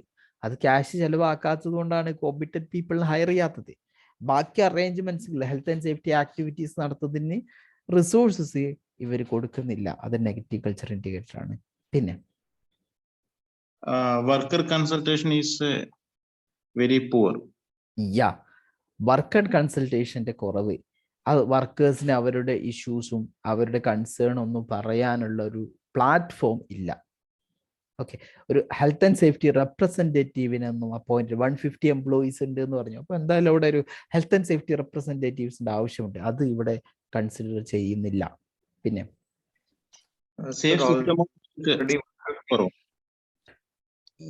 Safe system of work is not developed for all the activity. Okay, പിന്നെ സർ, അതിലെ സിനാരിയോയില് 40 to 150 എംപ്ലോയീസ് ആയപ്പോ അവർക്കുള്ള ഇൻഫ്രാസ്ട്രക്ചർ ഒന്നും ഇനീഷ്യലി പ്രൊവൈഡ് ചെയ്തിട്ടുണ്ടായിരുന്നില്ല. അവർക്ക് working condition was not so good sufficient. Yeah, at the beginning ഇത് സഫിഷ്യന്റ് ആയിരുന്നില്ല. അത് റിസോഴ്സസുകൾ കുറച്ചു കൊടുത്തതിന്റെ വളരെയധികം നമുക്ക് സപ്പോർട്ട് ചെയ്യാൻ പറ്റുന്ന ഒരു ടേമാണിത്. കാര്യം അവരുടെ ഇൻഫ്രാസ്ട്രക്ചർ, ബാക്കി അറേഞ്ച്മെന്റ്സുകൾ, ബാക്കി ഫെസിലിറ്റീസ്, വെൽഫെയർ ഫെസിലിറ്റീസ്, ഇതൊന്നും അപ് ടു ദ മാർക്ക് ആയിരുന്നില്ല. ഗുഡ്. പിന്നെ എർഗണോമിക് കണ്ടീഷൻസിനെ പറ്റിയിട്ടുള്ള ട്രെയിനിങ്ങോ അങ്ങനെയൊന്നും കൊടുത്തിരുന്നില്ല ഡെസ്ക് വർക്കിൽ. യെസ്, ഈ ഡിസ്പ്ലേ സ്ക്രീൻ എക്യുപ്മെന്റ് ഉപയോഗിക്കുമ്പോൾ ഡെസ്കിൽ അവരിരുന്ന് വർക്ക് ചെയ്യുമ്പോൾ ഇവർക്കുണ്ടാകാൻ ചാൻസ് ഉള്ള ഒരുപാട് മസ്കുലോ സ്കെലിറ്റൽ ഡിസോർഡേഴ്സിനെ കുറിച്ചും എർഗണോമിക്കൽ ഹസാർഡിനെ കുറിച്ചുള്ള ട്രെയിനിങ്ങോ ഇൻഫർമേഷനോ ഇൻസ്ട്രക്ഷനോ ഒന്നും ഈ കമ്പനി കൊടുക്കുന്നില്ല. അതൊരു നെഗറ്റീവ് കൾച്ചർ ഇൻഡിക്കേറ്റർ ആണ്. പിന്നെ അതിലെ കാർ പാർക്കിംഗ് ഏരിയ കൺവേർട്ട് ചെയ്യല്ലേ ഒന്ന് നമ്മുടെ ഗുഡ് സ്റ്റോറേജിന് വേണ്ടിയിട്ടല്ല. സോ ആ പാർക്കിംഗ് ഏരിയയിൽ കൺജസ്റ്റഡ് അല്ലെങ്കിൽ ട്രാഫിക് ബ്ലോക്സ് ഉണ്ടാവാൻ സാധ്യത കൂടുതലാണ്. അതായത് ട്രാഫിക് സേഫ്റ്റി കൺസേൺ ചെയ്യുന്നില്ല, ട്രാഫിക് സേഫ്റ്റി കൺസിഡർ ചെയ്യുന്നില്ല, മൂവ്മെന്റ് ഓഫ് പീപ്പിൾ ആൻഡ് വെഹിക്കിൾസിൻ്റെ കാര്യങ്ങൾ പരിഗണിക്കുന്നില്ല, റിവേഴ്സിങ്ങിനും അതുപോലെ തന്നെ പാർക്കിങ്ങിനും അതുപോലെ തന്നെ മൂവ്മെന്റ് ഓഫ് വെഹിക്കിളിൻ്റെ ഒക്കെ സേഫ്റ്റി ഒന്നും ഇവരെ പരിഗണിക്കുന്നില്ല. ഓക്കെ, അതൊരു നെഗറ്റീവ് കൾച്ചർ ഇൻഡിക്കേറ്റർ ആണ്. Good point. പിന്നെ സേഫ്റ്റി ട്രെയിനിങ്ങും തീരെ കുറവല്ലേ sir? Yeah, different types of ട്രെയിനിങ്ങൾ നടത്തണമായിരുന്നു. ഒരു ക്വസ്റ്റ്യൻ തന്നെ അതാണ്, അടുത്ത ക്വസ്റ്റ്യൻ. ആ പല ടൈപ്പ് ഓഫ് ട്രെയിനിങ് പ്രോഗ്രാംസും വർക്ക് പ്ലേസിൽ നടക്കുന്നില്ല. അത് ഒരു നെഗറ്റീവ് കൾച്ചർ ഇൻഡിക്കേറ്റർ ആണ്. ഇവിടെ ഫിസിക്കൽ, കെമിക്കൽ ആൻഡ് ബയോളജിക്കൽ ഹസാർഡ്സിന്റെ പ്രസൻസ് ഉണ്ട്. ബട്ട് അതിന്റെ സേഫ്റ്റി ഡാറ്റ ഷീറ്റ്സോ അല്ലെങ്കിൽ അതിന്റെ റിലേറ്റഡ് ആയിട്ട് സ്പെസിഫിക് റിസ്ക് അസസ്മെന്റ്സ് ഒന്നും അവിടെ കാണുന്നില്ല. Yes, very good. കെമിക്കൽസിനെ ഡീൽ ചെയ്യുന്ന സമയത്ത്, ബയോളജിക്കൽ ഏജന്റിനൊക്കെ ഡീൽ ചെയ്യുന്ന സമയത്ത് അവിടെ കോഷ് അസസ്മെന്റ് ചെയ്യണം. Control of substances hazardous to health. ഇപ്പം ന്യൂ ലബോറട്ടറിയിൽ ഒരുപാട് ഹൈ റിസ്ക് ആയിട്ടുള്ള കെമിക്കൽസ്, ഡേഞ്ചറസ് കെമിക്കൽസ് ഒക്കെ ഹാൻഡിൽ ചെയ്യാൻ പോകുന്നുണ്ട്, അല്ലെങ്കിൽ ഹാൻഡിൽ ചെയ്യുന്നുണ്ട്. അപ്പോൾ ആ ലബോറട്ടറിയിൽ ഉപയോഗിക്കുന്ന കെമിക്കൽസിന്റെ കോഷ് അസസ്മെന്റ് നടത്തിയതിനുള്ള കാര്യങ്ങൾ ഈ കോഷ് അസസ്മെന്റ് നടത്തിയിട്ടില്ല. ബാക്കിയുള്ള arrangement, material safety data sheet, കെമിക്കൽസിന് ഇൻഫർമേഷൻ ഷെയർ ചെയ്യാൻ കൊടുത്തിട്ടില്ല. സോ ഇതൊക്കെ നെഗറ്റീവ് കൾച്ചർ ഇൻഡിക്കേറ്റർ ആണ്. ഇങ്ങനെ ഒരുപാട് പോയിന്റ്സുകൾ നിങ്ങൾക്ക് എഴുതാൻ പറ്റും. ഞാൻ പറഞ്ഞു, അത് ബുള്ളറ്റിൻ പോയിന്റ്സ് ആക്കിയിട്ട് എഴുതുന്നതാണ് നല്ലത്. Okay, A lot of negative indicators health and safety culture in the organization are identified. It is vividly visible that this organization has a very extreme negative safety culture. The health and safety culture in the organization is directly proportional to their safety performance. The following are some of the negative indicators of health and safety culture in this organization. First one, poor management commitment. The management is not committed towards health and safety of the workers. They are committed to develop the research only. അത് സിനാരിയോയിൽ പറയുന്നതാ. No robust HSE policy is developed. കാരണം സിനാരിയോയിൽ അത് പറയുന്നില്ല, അല്ലെങ്കിൽ അതിൻ്റെ ഒരു കുറവ് സിനാരിയോയിൽ എപ്പോഴും ഉണ്ട്. കാര്യം ഒരു റോബസ്റ്റ് HSE പോളിസി ഉണ്ടെങ്കിൽ ഈ പ്രശ്നങ്ങളൊന്നും ഉണ്ടാവില്ല. അത് ഇല്ലാത്തതാണ്, അവിടുത്തെ അറേഞ്ച്മെന്റ്സുകളൊന്നും സ്ട്രോങ് അല്ലാത്തതാണ് ഈ പ്രശ്നങ്ങളുള്ളത്. അതുകൊണ്ട് അത് നിങ്ങൾക്ക് പറയാം, no robust HSE policy is developed. Poor management leadership, the CEO after business even when an accident occurred in the organization. അല്ലെ, leaders not taking part in day to day activities. ഇത് രണ്ടും സിനാരിയോയിൽ പറയുന്നതാണ്. Lack of safety awareness, lower experience in managing risks at the workplace. HSE advisor is not a competent person here. The work site is a very highly risky area, hence a competent HSE person is required. Still, you are not, you means I am not competent to hire as a safety advisor in this organization. എന്നിട്ടും എന്നെയാണ് higher ചെയ്തിട്ടുള്ളത്. See, HSE advisor is not a competent. A well-developed resources allocation is lacking. കാര്യം infrastructure, in terms of infrastructure and other facilities or amenities, there is not enough and sufficient space for accumulating all the workers in the research organization. Infrastructure well developed. Safety is not properly considered in all decision making. The specific hazard on the research items are not taught to the employees. Negative culture. The induction training provided is not sufficient. All topics are not covered in the induction program. All the top level management is concerned with the research, not on to the safety of the workers. No general training on the health and safety. Proper documentation is not maintained in the organization. Health and safety of the workers work from home are not even considered.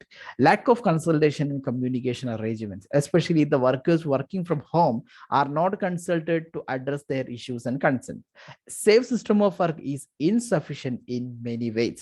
Lack of cooperation and coordination between external contractor and the research company. Unsafe behavior by the workers working on an unprotected edge. Poor housekeeping. Materials are kept on the first floor with just a temporary barricade. There is no proper first aid and first aid facilities. First aid arrangements maintained in this organization, including first aider, first aid box, and first aid facility. Number of accident, head injuries happened here, and there are many other injuries happening here. Sickness rate, absenteeism rate, staff turnover rate, since the risk is not managed well, ഇതൊക്കെ കൂടാനുള്ള chance ഉണ്ട്. Emergency procedure are neither developed or nor communicated. Lack of direct supervision for high risk activities. For instance, high risk activities like height works are done without supervisors. Proper personal protective equipments are not issued for working at height. Lack of welfare facilities such as restroom and first aid facilities. There is no frequent review for the policy, risk assessment, and other HSE activities.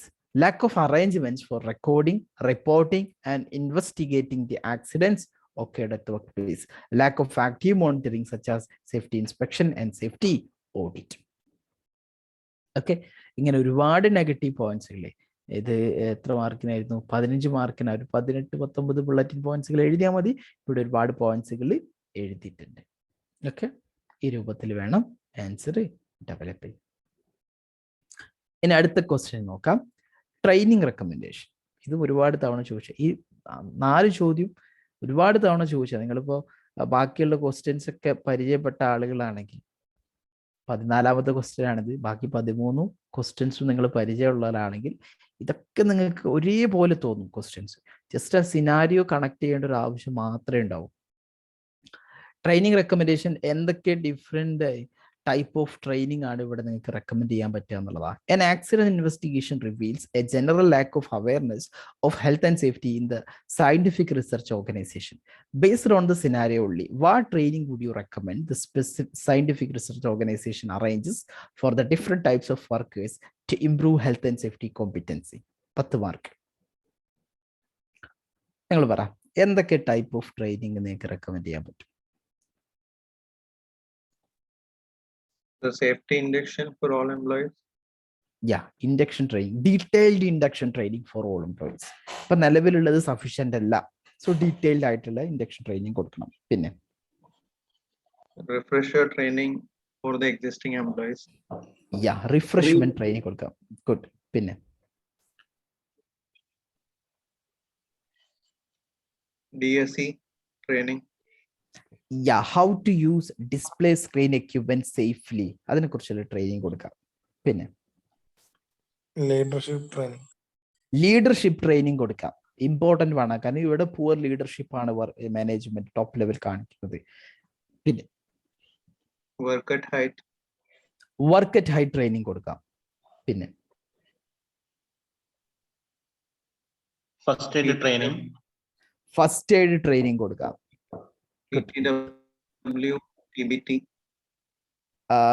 PTW അതുപോലെ തന്നെ safe system of work, risk assessment, അല്ലെങ്കിൽ പ്രത്യേകിച്ച് PTW obtain ചെയ്യുന്നതിനെ കുറിച്ച്, അതിന്റെ എക്സിക്യൂഷനും അതിന്റെ അറേഞ്ച്മെന്റ്സുകളെ കുറിച്ചുള്ള detailed ആയിട്ടുള്ള ട്രെയിനിങ് അതിന്റെ കൺസേൺഡ് ആളുകൾക്ക് കൊടുക്കാം.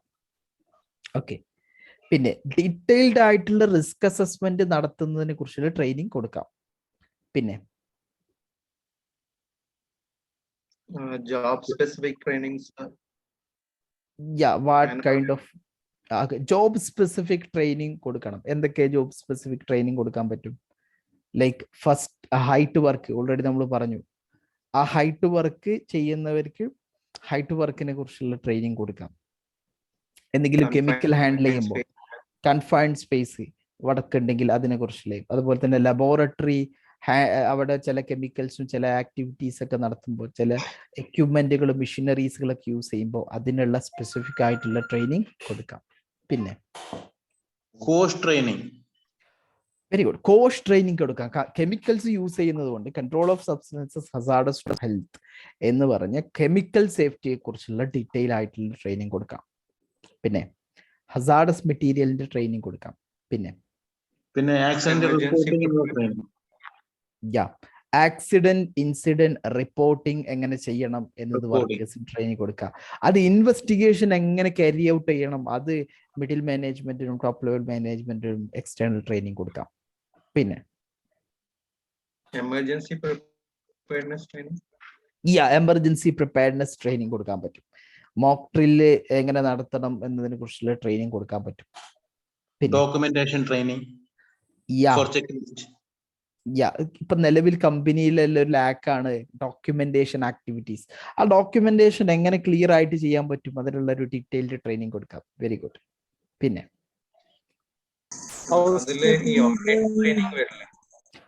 ഹൗസ് കീപ്പിംഗ് ട്രെയിനിങ് കൊടുക്കുക. 5S ടെക്നിക്സുകളും ഹൗസ് കീപ്പിങ്ങിന്റെ ഇമ്പോർട്ടൻസും ഹൗസ് കീപ്പിങ്ങിന് ഇൻസ്പെക്ഷൻ നടത്തുന്നതിന്റെ ചെക്ക് ലിസ്റ്റ് കംപ്ലീറ്റ് ചെയ്യുന്നതിനെ കുറിച്ചൊക്കെ ട്രെയിനിങ് കൊടുക്കാൻ പറ്റും. Very good. Fire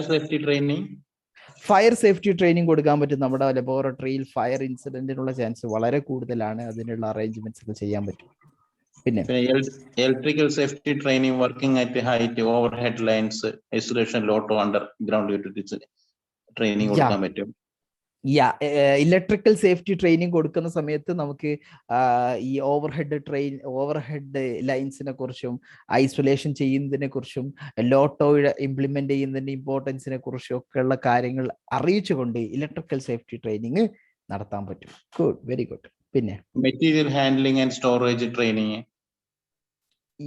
material handling training കൊടുക്കാൻ പറ്റും. കാര്യം നമ്മുടെ ലബോറട്ടറിയിൽ ഡിഫറെന്റ് കെമിക്കൽസ് ഒക്കെ നമുക്ക് സ്റ്റോർ ചെയ്യേണ്ടതുണ്ട്, ഇത് ഹാൻഡിൽ ചെയ്യേണ്ടതുണ്ട്. ഇപ്പൊ വെയർ ഹൗസ് നമ്മുടെ കമ്പനിയിലുള്ള കാര്യമൊക്കെ പറയുന്നുണ്ട്. അതുപോലെ തന്നെ ഈ സ്റ്റോറേജ് യൂണിറ്റ് അത് എങ്ങനെ ആയിരിക്കണം, അതിന്റെ മെറ്റീരിയൽ ഹാൻഡ്ലിങ്ങും അതിന്റെ സ്റ്റോറേജും അതിനെ കുറിച്ചുള്ള ട്രെയിനിങ് കൊടുക്കാൻ പറ്റും. പിന്നെ ഫസ്റ്റ് എയ്ഡും ഫസ്റ്റ് എയ്ഡ് അറേഞ്ച്മെന്റിന്റെയും ഫസ്റ്റ് എയ്ഡ് ഇപ്പൊ ഇവിടെ ചാൻസ് ഉള്ള ഫസ്റ്റ് എയ്ഡുകൾ ലൈക്ക് കെമിക്കൽ എക്സ്പോഷർ സംഭവിച്ചാൽ എന്ത് ഫസ്റ്റ് എയ്ഡ് കൊടുക്കണം, അതുപോലെ തന്നെ ഇലക്ട്രിക്കൽ ഹസാർഡ് എക്സ്പോസ് ആയാൽ, ഫയർ, വർക്ക് അറ്റ് ഹൈറ്റ്, ഇപ്പൊ ഈ റീഫർബിഷ്മെന്റ് വർക്ക് നടക്കുമ്പോൾ ഉണ്ടാവാൻ ചാൻസ് ഉള്ള ഈ കട്ട് ഇഞ്ചുറി, ബ്ലീഡിങ്, ഇങ്ങനത്തെ ഹസാർഡുകളൊക്കെ ഉണ്ടായാൽ എന്ത് ടൈപ്പ് ഓഫ് ഫസ്റ്റ് എയ്ഡ് വേണം എന്നതിനെ കുറിച്ചുള്ള ഫസ്റ്റ് എയ്ഡ് ട്രെയിനിങ് കൊടുക്കാവുന്നതാണ്. Good good good. Lot of training, ഒരുപാട് ട്രെയിനിങ് പ്രോഗ്രാംസുകൾ നിങ്ങൾ ഡിസ്കസ് ചെയ്തു. 10 മാർക്കിനാണ് ഒരു 12-13 പോയിന്റ്സുകൾ എഴുതിയാൽ മതി. ഇത് നമ്മൾ ഒരുപാട് തവണ ഡിസ്കസ് ചെയ്തിട്ടുള്ള മോഡൽ ക്വസ്റ്റ്യൻ തന്നെയാണ്. സോ നമുക്ക് പെട്ടെന്ന് ആൻസറിലേക്ക് പോകാം. Providing proper training to the workers will help to prevent the incidents and accidents by which the organization can be a benchmark for the health and safety management system. The recommended training to be provided to the different types of workers to improve health and safety competencies are as follows. On the induction training, it should be provided as an employee entering the new organization or to a new job.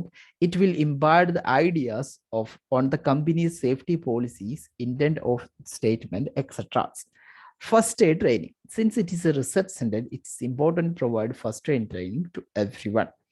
Job specific training like ergonomics training, work at height training, use of machineries to the people concerned. Proper emergency training. It is sure that emergency situation can take place in every working environment since it is a laboratory functioning area. This is to every worker to deal an emergency situation like electric or fire emergency, as well as chemical exposure. Refreshment training.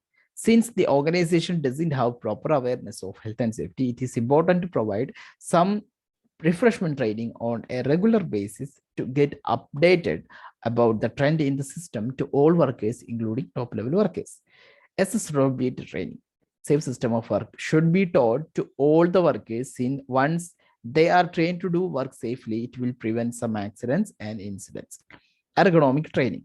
For desk-based research and use of display screen equipment, which must contain work-related upper limb disorders and stretching exercises. Mock drill training. All workers should be trained about the evacuation process, assembly point, emergency procedure, etc. Special training on PPE's use on special occasion can be provided, like how to wear full body harness. They must be trained about workers consultation. HC documentation training. As a matter of evidence and reference, everything should be documented. അതിനുള്ള training കൊടുക്കണം. Risk assessment training should be granted for maintaining a better standard for health and safety to the managers. Mock drills for fire emergency evacuation should be provided to the workers to minimize the risk in the working environment to all. Training on material handling and electrical safety and fire safety. Practical guidance on use of fire extinguishers should be included. Communication training should be provided to the top managers on verbal, written, and graphical communication. Training on investigation and incident reporting to the staffs of the organization. The required control of substances hazardous to health, chemical and biological hazard training in this organization. The top management itself requires that leadership training for a better functioning of the organization. Housekeeping training should be provided to all workers. Traffic safety training should be provided to all workers, which covers speed limit, parking restriction, reversing restriction, and other rules. Behavioral based safety training should be provided to all middle and bottom level workers.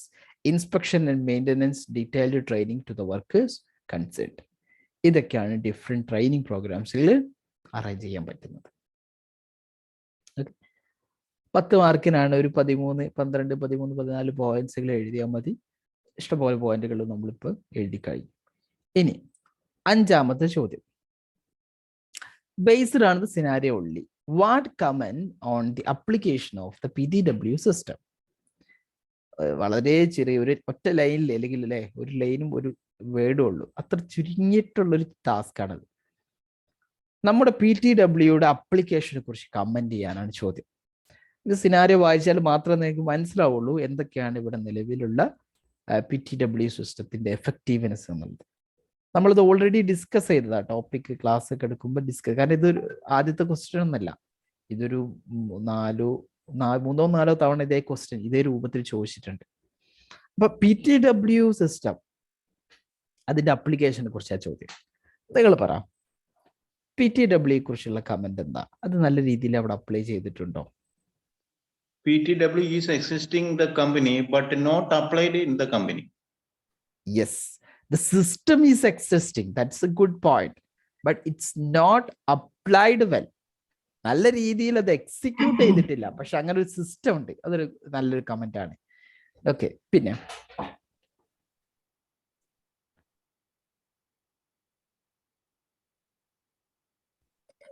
ആ ഒരു PTW സിസ്റ്റത്തിൽ unprotected എഡ്ജിന്റെ കാര്യം mention ചെയ്തിട്ടില്ല. Yes, PTW-ല് ഒരുപാട് പ്രശ്നങ്ങൾ ഉണ്ടായിരുന്നു. പ്രത്യേകിച്ച് പല ഹസാർഡുകളും അത് അഡ്രസ്സ് ചെയ്തിട്ടില്ല. നമ്മുടെ സിനാരിയോയിൽ പറഞ്ഞിട്ടുള്ള അൺപ്രൊട്ടക്റ്റഡ് എഡ്ജിനെ കുറിച്ച് PTW കവർ ചെയ്തിട്ടില്ല. അത് കവർ ചെയ്തിരുന്നെങ്കിൽ തീർച്ചയായിട്ടും ആ അൺപ്രൊട്ടക്റ്റഡ് എഡ്ജ് അവിടെ ഉണ്ടായിരുന്നില്ല. തീർച്ചയായിട്ടും അയാൾ അവിടുന്ന് വീഴുമായിരുന്നു ഇല്ല. പക്ഷെ ഇതൊക്കെ സംഭവിച്ചത് PTW-യുടെ ഇഷ്യൂ പാർട്ട് വീക്ക് ആയത് കാരണമാണ്. ഗുഡ്. പിന്നെ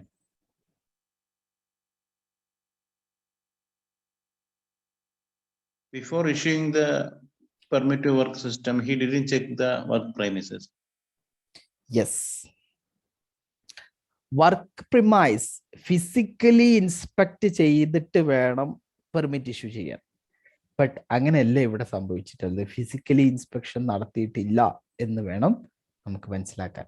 ഫിസിക്കലി ഇൻസ്പെക്ഷൻ നടത്തിയിരുന്നെങ്കിൽ ഈ പ്രശ്നങ്ങൾ ഒന്നും ഉണ്ടാകുമായിരുന്നില്ല. ഗുഡ്. പിന്നെ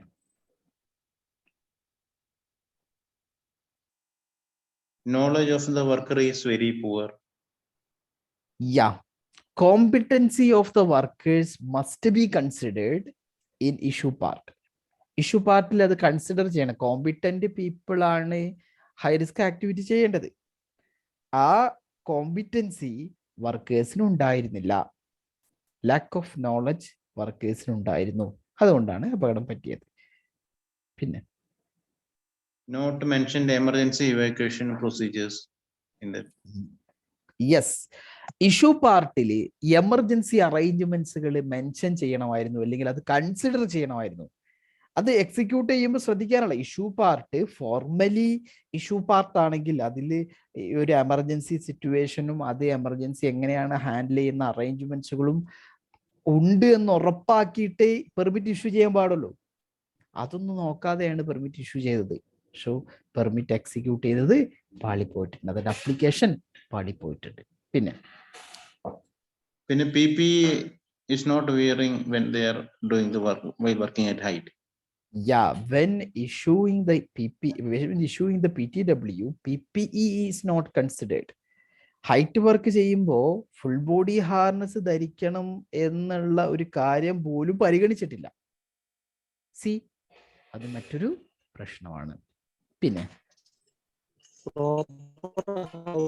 അവിടെ ഉണ്ടായിരുന്നില്ല. അവിടെ ഒരു മെറ്റീരിയലില് അൺപ്രൊട്ടക്റ്റഡ് എഡ്ജിന്റെ അവിടെ പൂർ ഹൗസ് കീപ്പിംഗ് ആയിരുന്നുണ്ടായിരുന്നു. ഗുഡ് ഹൗസ് കീപ്പിംഗ് എന്നുള്ള ഒരു കാര്യം ഇഷ്യൂ ചെയ്യുന്ന സമയത്ത് പരിഗണിച്ചിട്ടില്ല. അതാണ് മറ്റൊരു PTW ഫെയിലായി പോയതിനുള്ള കാര്യം, അല്ലെങ്കിൽ അതിന്റെ അപ്ലിക്കേഷനിൽ വന്ന ഒരു പാകപ്പിഴവ്.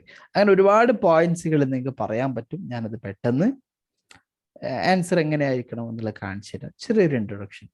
PTW system is a safe system of work in which a written document usually issued by an authorized person to perform a certain high-risk tasks ensure the safety before, during, and after the work. However, the scientific research organization have failed in operation or execution of the PTW.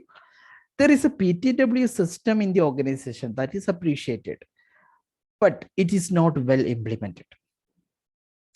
This PTW system must have issue, receipt, clearance, and cancellation parts to be adhered strictly.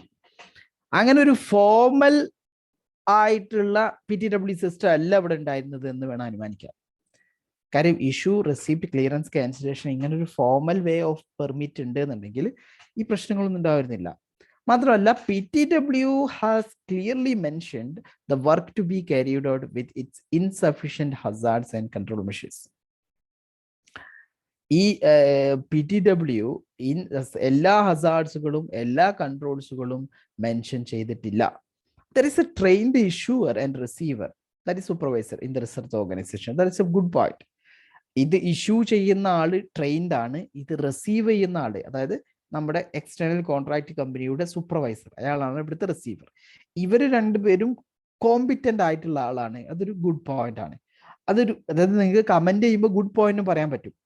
അതുപോലെ തന്നെ no detailed risk assessment is done before the PTW. PTW execute ചെയ്യുന്നതിന് മുമ്പ് detail ആയിട്ടുള്ള risk assessment നടത്തിയിട്ടില്ല. അതുപോലെ തന്നെ ഒരു discussion ഇവർ തമ്മിൽ ഉണ്ടായിരുന്നു, അത് പോസിറ്റീവ് ആയിട്ടുള്ള കാര്യമാണ്. There was a discussion on issue and implementation, but it's not complete. There is no detailed hazard list which doesn't cover height work, working near unprotected edges, etc. Insufficient controls are recommended. For instance, no PPE is mentioned, full body harness and safety helmets, in the PTW issue part. Toolbox stock and training is provided is not mentioned in the issue part. അതൊന്നും പരിഗണിച്ചിട്ടില്ല issue part. അതാണ് മറ്റൊരു അപ്ലിക്കേഷനിൽ വന്ന failure. The permit issuer failed to visit the work location before issuing the permit. Physical inspection didn't take place as PTW issued. The multi-copy form is completed quickly for the work start immediately. It was done quickly, which is not supposed to be rushed. ഇത് പെട്ടെന്ന് ചെയ്യേണ്ട ഒരു കാര്യമല്ല. പെട്ടെന്ന് ചെയ്യാൻ വേണ്ടി പെട്ടെന്ന് എന്ത് ചെയ്തു, ഫോം ഫില്ല് ചെയ്തു എന്നാ പറഞ്ഞത്. സോ ദാറ്റ് ഈസ് മറ്റൊരു failure. 3 copies of PTWs are arranged well to the concerned places. അതൊരു അപ്രീഷിയേറ്റഡ് ആയിട്ടുള്ള കാര്യമാണ്. Formal receipt part was not followed here in the PTW system. The workers were assessing the work again even after the permit is issued. ഇപ്പൊ receipt part എന്ന് പറഞ്ഞാൽ റെസിപ്റ്റില് receiver sign ചെയ്യും. എന്ത്, ഞങ്ങൾക്ക് ഈ വർക്കൊക്കെ ചെയ്യുന്നത് എങ്ങനെയാണെന്ന് ക്ലിയർ ആയിട്ട് അറിയും എന്ന് ഉറപ്പ്, അത് ഡിക്ലെയർ ചെയ്യുന്ന ഭാഗമാണ് റെസിപ്റ്റ്. അപ്പൊ കോൺട്രാക്ടർ ഞങ്ങൾക്ക് എല്ലാം അറിയുമെന്ന് പറഞ്ഞ് സൈൻ ചെയ്തതിന് ശേഷം വീണ്ടും അപകടം പറ്റി എന്ന് പറഞ്ഞാൽ ഇവർക്ക് അറിയില്ല, ഈ വർക്കേഴ്സിന് അറിയില്ല എന്താ ചെയ്യേണ്ടത്. അവര് പിന്നെ സൂപ്പർവൈസർ ഉണ്ടോ നോക്കി അവിടെ എന്തെങ്കിലും ആ ഒരു സ്പെസിഫിക് ജോബ് ചെയ്യാനായിട്ട്, പക്ഷെ അവിടെ ഇല്ലാഞ്ഞപ്പോൾ അവർ സ്വമേധയാ ആ വർക്ക് ചെയ്തു. കാരണം അവരെപ്പോഴും എന്തില്ല, ഇതിനെ കുറിച്ച് നോളജ് ഉള്ള ആളുകളായിട്ടില്ല. പെർമിറ്റ് റിസീവ് ചെയ്തിട്ട് പോലും ഇവർക്ക് എന്താണ് ചെയ്യേണ്ടത് എന്നുള്ളത് അറിഞ്ഞിട്ടില്ല. The workers were assessing the work again even after the permit is issued. സിനാരിയോയിൽ പറയുന്ന ഒരു പോയിന്റ് ആണ്, which shows lack of awareness for the specific job and led to an accident here. One copy of PTW was taken by the supervisor from the job location during the break, which is not lawful to carry from the work site. അത് എടുത്തിട്ടാണ് അയാള് പോയിട്ടുള്ളത് എന്ന് പറഞ്ഞു, lunch ബ്രേക്കോ or something. So ആ ഒരു ബ്രേക്കിന് അങ്ങനെ പോകാൻ ഈ കോപ്പി എടുത്തിട്ടല്ല പോകണ്ട, ആ കോപ്പി അവിടെ വർക്ക് സൈറ്റിൽ വെക്കേണ്ട കോപ്പിയാണ്. അത് മറ്റൊരു ഇത് ഇംപ്ലിമെന്റ് ചെയ്യുന്ന വന്ന പാകപ്പിഴവാണ്. ഓക്കെ, ഇങ്ങനത്തെ കമന്റുകൾ നിങ്ങൾ എഴുതുന്നതാണ് വേണ്ടിയിരുന്നത്. കമന്റ് ഒരു 10 മാർക്കിനാണ്, ഒരു 12-13 കമന്റുകൾ എഴുതിയ that's enough. The task number 6, suitability of the approach to risk assessment. A, based on the scenario only, comment on the scientific research organization's approach assessing health and safety risks. Health and safety riskകളെ risk അസസ്മെന്റിന്റെ suitability and സഫിഷ്യൻസിയെ കുറിച്ചാണ് comment ചെയ്യാൻ പറഞ്ഞിട്ടുള്ളത്. Okay, suitable and sufficient ആണോ risk assessment എന്നുള്ളതാണ് കുറിച്ചാണ് comment ചെയ്യേണ്ടത്. നിങ്ങൾ പറ, എന്താണ് നിങ്ങൾക്ക് ഇതിനെ കുറിച്ച് കമന്റ് ചെയ്യാനുള്ളത്? സയന്റിഫിക് ഓർഗനൈസേഷന്റെ അപ്രോച്ചിനെ കുറിച്ച്. What's your management approach to risk assessment is very poor. Yes, good. ആ ഒരു പോയിന്റ് അങ്ങനെ തന്നെ അവിടെ എഴുതണം. പിന്നെ why did you say poor? Reason is that അവര് വർക്ക് അറ്റ് ഹോം ചെയ്യുന്ന സ്റ്റാഫിന് റിസ്ക് അസസ്മെന്റ് ക്യാരി ഔട്ട് ചെയ്തിട്ടില്ല, എവിടെയും മെൻഷൻ ചെയ്തിട്ടില്ല. ആൻഡ് ലബോറട്ടറീസിൽ വർക്ക് ചെയ്യുന്ന സ്റ്റാഫിന്റെ റിസ്ക് അസസ്മെന്റ്സിന്റെ റെക്കോർഡ്സ് ഇല്ല. അവരുടെ എംപ്ലോയീസിന്റെ ട്രെയിനിങ് റെക്കോർഡ്സ് അവൈലബിൾ അല്ല. Yes, good. ആൻഡ്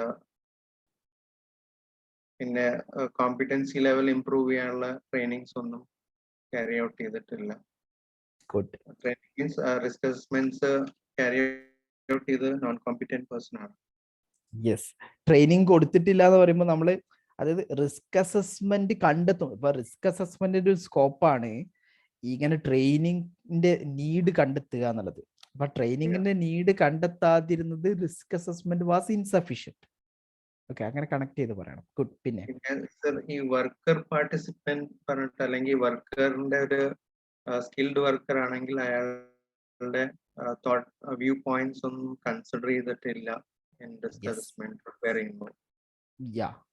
റിസ്ക് അസസ്മെന്റ്സിൽ എല്ലാ ലെവൽ ഓഫ് പീപ്പിളുടെ ഇൻപുട്സും ഉണ്ടായിരിക്കണം. അത് ഇവര് കൺസിഡർ ചെയ്യുന്നില്ല. Good point. പിന്നെ again COSHH assessments risk assessment carry out ചെയ്തിട്ടുണ്ടായിരിക്കില്ല. ഇല്ല, കെമിക്കൽ ഹസാർഡ് ഇവർ കൺസിഡർ ചെയ്യുന്നില്ല. എർഗണോമിക്കൽ ഹസാർഡ് ഇവർ കൺസിഡർ ചെയ്യുന്നില്ല. ഓക്കെ, എല്ലാ ഹസാർഡ്സിനെയും അല്ലെങ്കിൽ എല്ലാ റിസ്കിനെയും അഡ്രസ് ചെയ്യാൻ ഇവര് ഫെയിൽ ആയിട്ടുണ്ട്. പിന്നെ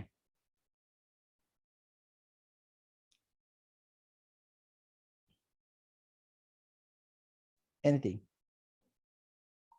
ഈ കോൺട്രാക്ടേഴ്സ് റിവ്യൂ അത് റിസ്ക് അസസ്മെന്റ്സിൽ വരും.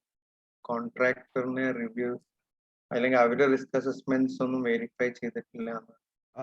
അല്ല, നമ്മുടെ ചോദ്യം സയന്റിഫിക് റിസർച്ച് ഓർഗനൈസേഷന്റെ approach towards assessing the risk എന്നാണ്. അപ്പോൾ നിങ്ങൾക്ക് ഒരു പോയിന്റ് ആയിട്ട് വേണമെങ്കിൽ റിസ്ക് കോൺട്രാക്ടർ ഉണ്ടാക്കാൻ പോകുന്ന റിസ്കിനെ ഇവര് അഡ്രസ് ചെയ്തിട്ടില്ല, അതൊരു പോയിന്റ് ആഡ് ചെയ്യും. ഓക്കെ, അതൊരു സെപ്പറേറ്റഡ് പോയിന്റ് ആയിട്ട് പറയാൻ പറ്റും. അതായത് കോൺട്രാക്ടർ ഉണ്ടാക്കാൻ പോകുന്ന റിസ്കിനെ ഇവർ അഡ്രസ് ചെയ്തിട്ടില്ല. അങ്ങനെ വരുന്ന ഡയറക്ഷൻ നമുക്ക് നോക്കാം. The following comments can be made on the scientific research organization approach to assessing health and safety risk. Overall approach of the management towards health and safety risk assessment is very poor here in this organization. Even though they have conducted a risk assessment, it's not suitable and sufficient. They didn't conduct cost assessment on different types of chemicals handled here. The risk assessors were not competent enough. They don't have knowledge enough in this organization. Top level management's involvement in risk assessment is unseen here. They see it as others' responsibility, not of theirs. They do not follow legal requirement for assessing risks and controlling it. The risk assessment conducted here does not cover all the areas, especially ergonomic issues, height works, mechanical hazards, and biological hazards. They do not consider everyone as they conduct risk assessment, especially workers working from home, public, and visitors. ഇവരൊന്നും workers working from ഹോമിനെ പരിഗണിക്കുന്നില്ല എന്ന് പറയുന്നുണ്ട്. പബ്ലിക്കിലെ വിസിറ്റേഴ്സിന് എന്തായാലും അവർ പരിഗണിക്കുന്നുണ്ടാവില്ല. കാര്യം എല്ലാ പീപ്പിളിനെയും പരിഗണിക്കണമെന്നുള്ളത് sufficient risk അസസ്മെന്റിന്റെ ഒരു criteria ആണ്. Insufficient further controls recommended as per the hierarchy of control, and the risk level is not acceptable level of risk even after this. The risk assessment doesn't find the need of first aid, proper training, and provision of adequate PPEs. They could fail to record all significant findings and keep the records available at the site. Risk assessment is not updated even after many changes in the system has been occurring, such as refurbishment work and introduction of new laboratories, including chemical processing. എന്നിട്ടൊന്നും risk assessment update ചെയ്യുന്നില്ല. അത് മറ്റൊരു failure അല്ലെങ്കിൽ മറ്റൊരു bad approach ആണ്. Risk assessment is not mentioned regular review date nor reviewed. Risk assessment review date mention ചെയ്തിട്ടില്ല, ഇത് regular ആയിട്ട് റിവ്യൂ ചെയ്യുന്നു ഇല്ല. ഇതൊക്കെയാണ് ഇവരുടെ ഒരു ബാഡ് അല്ലെങ്കിൽ ഇവരുടെ അപ്രോച്ചിനെ കുറിച്ച് കമന്റ് ചെയ്യാനുള്ളത്. 7 മാർക്കിനാണ്, ഒരു 8-9 പോയിന്റ്സുകൾ എഴുതിയാൽ അത് മതി. അടുത്ത question, what arguments would you use to persuade the directors to be more involved in the risk assessment? ഈ ഒരു ക്വസ്റ്റ്യൻ ജനറൽ ക്വസ്റ്റ്യൻ ആണ്. അതായത് ഇവിടെ നിങ്ങൾക്ക് ബേസ്ഡ് ഓൺ ദ സിനാരിയോ ഉള്ളി എന്നുള്ളതും you should support your answer where applicable using relevant information from the scenario എന്നുള്ളൊരു കമന്റും കാണാൻ പറ്റില്ല. അതായത് ജനറൽ ആയിട്ട് നിങ്ങൾക്ക് എഴുതാൻ പറ്റുന്ന ആൻസർ ആണ്. ഓക്കെ, സി ജനറൽ ആൻസർ എഴുതുമ്പോൾ പക്ഷെ ഇത് ഇവിടെ ചോദ്യത്തിനുള്ള ഒരു ഉത്തരമായിരിക്കണം പറയേണ്ടത്. ചോദ്യം ഇതാണ്: ഡയറക്ടേഴ്സ് റിസ്ക് അസസ്മെന്റിലൊക്കെ ഇൻവോൾവ് ആകാൻ, മറ്റ് ഹെൽത്ത് ആൻഡ് സേഫ്റ്റി ആക്ടിവിറ്റീസിലൊക്കെ ഇൻവോൾവ് ആകാൻ എന്തൊക്കെ ആർഗ്യുമെന്റ്സുകളാണ് നിങ്ങൾ കൊടുക്കുക? ഇതാണ് ചോദ്യം. What arguments would you use to persuade the directors to be more involved in the risk assessment? നിങ്ങൾ പറ. അതായത് മോറൽ റെസ്പോൺസിബിലിറ്റി അല്ലേ സർ? കമ്പനി മോറൽ ഡ്യൂട്ടി പറയും. മോറൽ ഡ്യൂട്ടിയെ കുറിച്ച് കമന്റ് പറയും. പിന്നെ വേറെ എന്തെങ്കിലും ആർഗ്യുമെന്റ് കൊടുക്കോ? മോറൽ ഡ്യൂട്ടി മാത്രമേ കൊടുക്കുള്ളൂ? മോറൽ ഡ്യൂട്ടി എന്തായാലും പറയും. ILO റെഗുലേഷൻ, അതായത് ലീഗൽ ഡ്യൂട്ടിയെ കുറിച്ച് പറയും. കാര്യം മോറൽ ആർഗ്യുമെന്റ് ഉണ്ട്, ലീഗൽ ആർഗ്യുമെന്റ് ഉണ്ട്, ദെൻ ഫൈനാൻഷ്യൽ ആർഗ്യുമെന്റ്സും ഉണ്ട് അല്ലേ? എന്തൊക്കെ മോറൽ, ലീഗൽ, ഫൈനാൻഷ്യൽ ആർഗ്യുമെന്റ്സുകളാണ് നിങ്ങൾ ഉപയോഗിക്കുക എന്നിട്ട് റിസ്ക് അസസ്മെന്റിൽ ഇവരെ ഇൻവോൾവ് ചെയ്യിപ്പിക്കാൻ വേണ്ടിയിട്ട്? എന്തൊക്കെ ആയിരിക്കും? ഗുഡ് വില്ല് പറ്റൂല. കമ്പനിയുടെ ഗുഡ് വില്ല് കൂടണമെങ്കിൽ, കമ്പനിയുടെ കോർപ്പറേറ്റ് ഇമേജ് കൂടണമെന്നുണ്ടെങ്കിൽ നിങ്ങൾ എന്ത് ചെയ്യണം? റിസ്ക് അസസ്മെന്റിൽ ഇൻവോൾവ് ആകണം എന്നുള്ളത് ടോപ്പ് ലെവലിനോട് പറയാം. കാര്യം നിങ്ങളുടെ കൂടെ ടോപ്പ് ലെവലിൽ കൂടെ ഇൻവോൾവ് ആകുന്ന സമയത്ത് അത് കമ്പനി റിസ്ക് അസസ്മെന്റ് ഒന്നും കൂടി സഫീഷ്യന്റും സൂട്ടബിളും ആകാൻ സഹായിക്കും. അങ്ങനെ ആ കമ്പനി ഒരു കമ്മിറ്റ്മെന്റ് വളരെ അധികം കാണിക്കുന്നതിന് ഒരു തെളിവായിട്ട് ഈ മാനേജ്മെന്റ് ബാക്കിയുള്ള വർക്കേഴ്സിനൊക്കെ തോന്നും. It's a good way to show their commitment. ആ പോയിന്റ്സുകളൊക്കെ പറയാം. പിന്നെ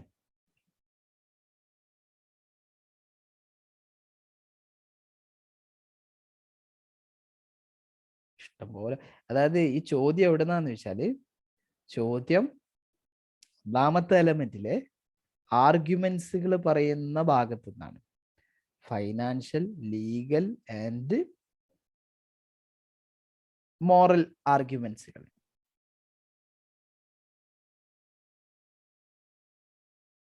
റിസ്ക് അസസ്മെന്റ്സ് ക്യാരി ഔട്ട് ചെയ്ത് കഴിഞ്ഞാൽ ആക്സിഡന്റ് റേഷ്യോസ് കുറയ്ക്കാൻ പറ്റും. Because of that premium can be reduced എന്ന്. ഇൻഷുറൻസ് പ്രീമിയം റെഡ്യൂസ് ചെയ്ത്. Yes, good point. പിന്നെ ഡയറക്റ്റ് കോസ്റ്റും ഇൻഡയറക്റ്റ് കോസ്റ്റും കുറയ്ക്കാൻ പറ്റും. Good financial argument. പിന്നെ absenteeism of employees can be reduced. ഈ ആബ്സെന്റീസും കുറക്കാം, സിക്നെസ് റേറ്റ് കുറക്കാം, കംപ്ലൈൻസുകൾ കുറക്കാം, സ്റ്റാഫ് ടേൺ ഓവർ കുറക്കാം, മെഷീൻ ബ്രേക്ക് ഡൗൺ കുറക്കാം, ഇഞ്ചുറീസുകൾ കുറക്കാം, ലീഗൽ ആക്ഷൻസ് കുറക്കാം അല്ലേ? And there are many financial and other benefits. അപ്പൊ ഇത് നമ്മുടെ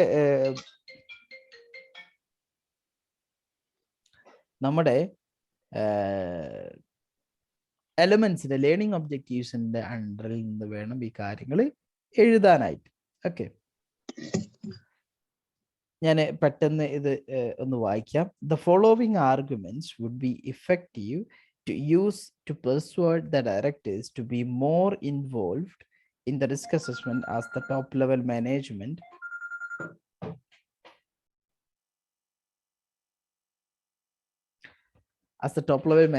is not involved in or concerned in the risk assessment of this organization. Involvement of the directors can show their commitments visibly. അതാണ് ഒന്നാമത്തെ കാര്യം. Directors directly involve ആകുമ്പോൾ അതൊരു commitment കാണിക്കാനുള്ള easy മാർഗമാണ്. Such participation will increase the morality of the workers towards their management, towards their job. This will prevent death and injury from accidents and occupational diseases. Risk assessment is an indirect way of training and method of imparting knowledge on the workers about carrying out tasks very safely. It will increase their awareness and specific jobs. I'm sorry.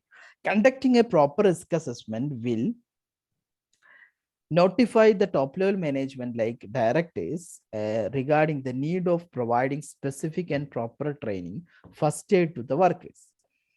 It will prevent the losses of the company and will increase the legal compliances. Risk assessment will obstruct the legal enforcement actions such as improvement notice, prohibition notice, fines against the company.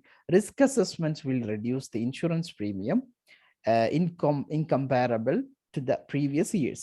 It will enable to reduce the direct and indirect costs associated with the incidents and accident. It's part of a continual improvement of the organization, which will help to improve the business growth of the organization, which will attract investment in the future. Okay, കമ്പനിയിലെ concern എന്താണ്? Investment കിട്ടുക എന്നുള്ളതാണ്. അപ്പൊ top level മാനേജ്മെന്റിനെ പെർsuade ചെയ്യാൻ, അയാളെ ബോധ്യപ്പെടുത്താനും നമുക്ക് എന്ത് ചെയ്യേണ്ടി വരും? ഇങ്ങനത്തെ ചില ട്രിക്കുകളും ഉപയോഗിക്കേണ്ടി വരും.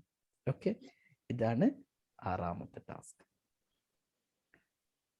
7ാമത്തെ ടാസ്ക് ആയിരുന്നു അവസാനത്തെ ടാസ്ക്. 1, ഈ ആക്സിഡന്റ് ഇൻവെസ്റ്റിഗേഷനെ കുറിച്ചുള്ള ചോദ്യമായിരുന്നു. Comment on the initial response to the accident. ആക്സിഡന്റിലെ ഇനീഷ്യൽ റെസ്പോൺസിനെ കുറിച്ചുള്ള ഒരു കമന്റ് ആണ് ചോദിച്ചിട്ടുള്ളത്. ഓക്കെ, അപ്പൊ ഇവിടെ based on the scenario only എന്ന ചോദ്യത്തിൽ ഇല്ലെങ്കിലും ഇവിടെ താഴെ you should support your answer where applicable with relevant information from the scenario എന്നുള്ളത് 7ാമത്തെ എല്ലാ ടാസ്കിനും ബാധകമാണ് എന്ന് വേണം അനുമാനിക്കാനായിട്ട്. ഓക്കെ, ആദ്യം comment on the initial response to the accident. എന്താണ് നിങ്ങളുടെ ഒരു കമന്റ്?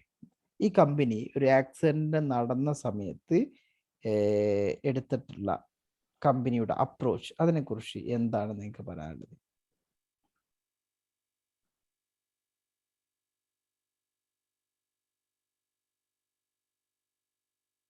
നിങ്ങൾ പറ.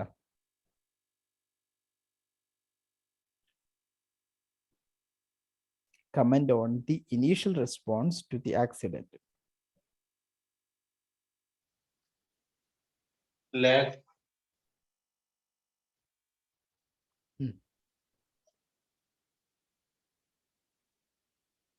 ഒരു ആക്സിഡന്റ് സംഭവിച്ച് അവിടെ ആർക്കും അറിയുന്നില്ല എന്താ ചെയ്യേണ്ടത് എന്നുള്ളത്. ഫസ്റ്റ് സ്റ്റെപ്പ് അറിയുന്നില്ല.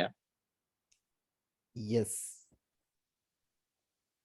അതൊരു ലൈക്ക് എല്ലാവരും പാനിക് ആവാണ്. ഒരു എമർജൻസി സിറ്റുവേഷൻ വരുമ്പോൾ, ഒരു ആക്സിഡന്റ് വരുമ്പോൾ അവിടെ ഇമ്മീഡിയറ്റ് ആയിട്ട് എടുക്കാനുള്ള ആക്ഷൻസിനെ കുറിച്ച് ഇവർ അറിയുന്നില്ല. ഓക്കെ, അതൊരു കമന്റ് ആണ്, പറയാൻ പറ്റും.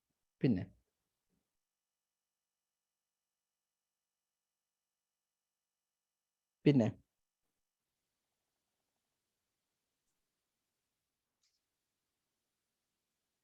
വേറെന്താ?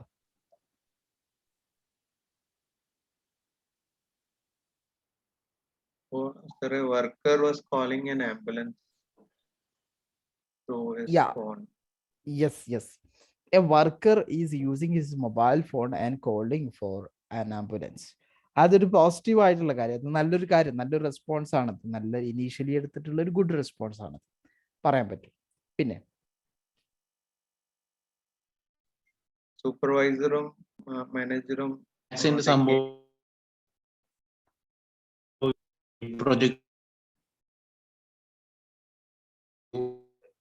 വോയിസ് ബ്രേക്ക് ആയി, ഒന്നുകൂടി റിപ്പീറ്റ് ചെയ്യോ?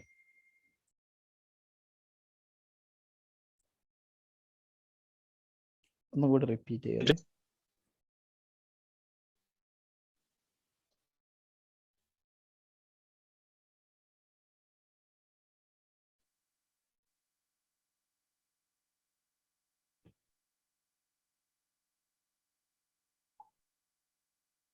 Sir, ഇതിൽ ഓവറോൾ റെസ്പോൺസ് വാസ് ഗുഡ് എന്ന് കാണിച്ചുകൂടെ?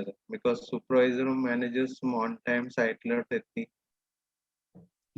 ഇനീഷ്യൽ റെസ്പോൺസ് വേണമെങ്കിൽ നമുക്ക് ഓവറോൾ ഗുഡ് എന്ന് പറയാം. പക്ഷെ അത് നമ്മളെ ആർഗ്യുമെന്റ് സ്ട്രോങ് ആയിരിക്കണം. എന്തുകൊണ്ട് ഓവറോൾ ഗുഡ് ആയി എന്നുള്ളത് പറയാം. അപ്പൊ സിനാരിയോ നോക്കിയാൽ ഒരുപാട് കാര്യങ്ങൾ കാണാൻ പറ്റും, അത് പറയണം. ഓക്കെ, എവിടെയാണ്? Okay, both arrives at the scene. ഈ ഒരു പാരഗ്രാഫ് വായിക്കുമ്പോൾ ഒരുപാട് കാര്യങ്ങൾ നിങ്ങൾക്ക് ആ ഒരു ആൻസറിൽ ഉപയോഗിക്കാൻ പറ്റുന്നത് കിട്ടും. ഓക്കെ, അപ്പോ ഓവറോൾ കാര്യങ്ങൾ പറയാൻ പറ്റും. ഓക്കെ, എങ്ങനെ ആൻസർ എഴുതാമെന്ന് ഞാൻ പെട്ടെന്ന് പറയാം. The immediate action taken are overall good indeed. The supervisor arrived immediately, returning from a break to the scene area, hearing the shouts of the workers. It is a positive one. There was no proper first aid facility made available. The negative one. But still the supervisor rushed back to their van to fetch a first aid kit. He was aware of the need of first aid. The worker immediately called the ambulance to ensure medical assistance to the brutally injured worker. The accident was immediately reported internally to the top-level management like project manager and HSC advisor. HSC advisor arrives immediately to the accident area and the supervisor tended to attend the injured worker. There was no one take to control the emergency situation properly. They are not trained to deal this situation or situation like this. അപ്പോൾ അതൊരു negative ആയിട്ടുള്ള കാര്യമാണ്. There was not an emergency response team appointed to deal with an emergency situation. The workers were shouting as an incident occurred rather than using a call point for an emergency. But emergency ഉണ്ടായെങ്കിൽ shout ചെയ്യണം first as a initial step എന്നുള്ള രീതിയിൽ they should shout. Okay, പക്ഷെ അല്ലാതെ എല്ലാവരും ഇങ്ങനെ shout ചെയ്തുകൊണ്ടേ ഇരിക്കണ്ട. അല്ല, അവിടെ ഒരു എമർജൻസി കോൾ പോയിന്റ് ഉണ്ട് എന്നുണ്ടെങ്കിൽ ആ കോൾ പോയിന്റ് ആക്ടിവേറ്റ് ചെയ്യാൻ പറ്റും, എല്ലാവരെയും വാങ്ങിച്ചേ. കാരണം 150 വർക്കേഴ്സ് ഉണ്ട്. അത് ബാക്കിയുള്ളത് ലൈക്ക് ഇതിന് റിലേറ്റ് ചെയ്യുന്ന വർക്കേഴ്സ് ഇത് കൺസേൺ ആയിരിക്കണം, ഈ സിറ്റുവേഷനും ബാക്കിയുള്ള കാര്യങ്ങളൊക്കെ. പ്രത്യേകിച്ച് ഈ കോൺട്രാക്ട് വർക്കേഴ്സ് എല്ലാവരും ഇതിനെക്കുറിച്ച് അറിവുണ്ടായിരിക്കണം. കോൺട്രാക്ട് വർക്കേഴ്സിന്റെ പരിസരത്ത് വർക്ക് ചെയ്യുന്ന ആളുകളും ഇത് അറിഞ്ഞിരിക്കണം. അതുകൊണ്ട് എല്ലാവരെയും വാൺ ചെയ്യാൻ വേണ്ടിയിട്ട് എന്ത് ചെയ്യാം, എമർജൻസി കോൾ പോയിന്റ് ഒക്കെ ഉപയോഗിക്കാം. The scene of the accident was secured using temporary barriers to prevent access to the accident location, which will help to collect the data and can secure the evidence. Scenario പറയുന്ന കാര്യം. The project manager has asked to stop all the activities of the work location to deal this accident and identified the witnesses, onlookers, workers to collect the data. They also prompted to inform internally the top level management CEO and directing the manager to inform the enforcement agency externally and immediately for the further investigation. They didn't conduct an immediate emergency meeting, which would have been a better systematic one. അങ്ങനെ ഒരു emergency meeting നടത്തിയിട്ടില്ല, അത് നടത്തിയാൽ ഒന്നും കൂടി നല്ലതായിരുന്നു. Okay, ഇങ്ങനെ വേണം അത് കമന്റ് ചെയ്യാനായിട്ട്. അടുത്ത ക്വസ്റ്റ്യൻ 7B.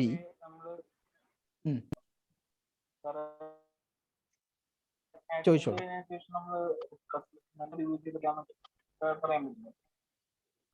ക്ലിയർ ആയില്ല, ഒന്നും കൂടി പറയൂ, വോയിസ് ക്ലിയർ ആയില്ല. റിവ്യൂ മീറ്റിംഗ് ഒന്നും അത് റിവ്യൂ ചെയ്തിട്ടില്ല എന്ന് പറയാൻ പറ്റില്ലേ? ഓക്കെ, ഇവിടെ ചോദ്യത്തിൽ initial response to the accident എന്നാണ് ചോദിച്ചത്. അപ്പോൾ നമ്മൾ ഇമ്മീഡിയറ്റ് ആയിട്ട് എടുത്ത ആക്ഷൻസും അല്ലെങ്കിൽ ഇമ്മീഡിയറ്റ് ആയിട്ട് എടുക്കേണ്ടിയിരുന്ന ആക്ഷൻസും ഒക്കെയാണ് കമന്റ് ചെയ്യേണ്ടത്. അപ്പൊ ആക്സിഡന്റിന് ശേഷം വരുന്ന എമർജൻസി മീറ്റിംഗ് വരെ നമുക്ക് പറയാം, അതിന്റെ അപ്പുറത്തേക്ക് പറയാതിരിക്കുന്നതാണ് നല്ലത്. കാര്യം അത് ഇനീഷ്യൽ റെസ്പോൺസ് അല്ലല്ലോ. Then having secured the scene, what would you do with the workers who witnessed this accident to gather information for the investigation? 5 മാർക്കുള്ള ചോദ്യം. Scene of accident secured and thoroughly checked. Okay, ഒന്നുകൂടി ഞാൻ ചോദ്യം വായിക്കാം. Having secured the scene, what would you do with the workers who witnessed the accident to gather information for the investigation?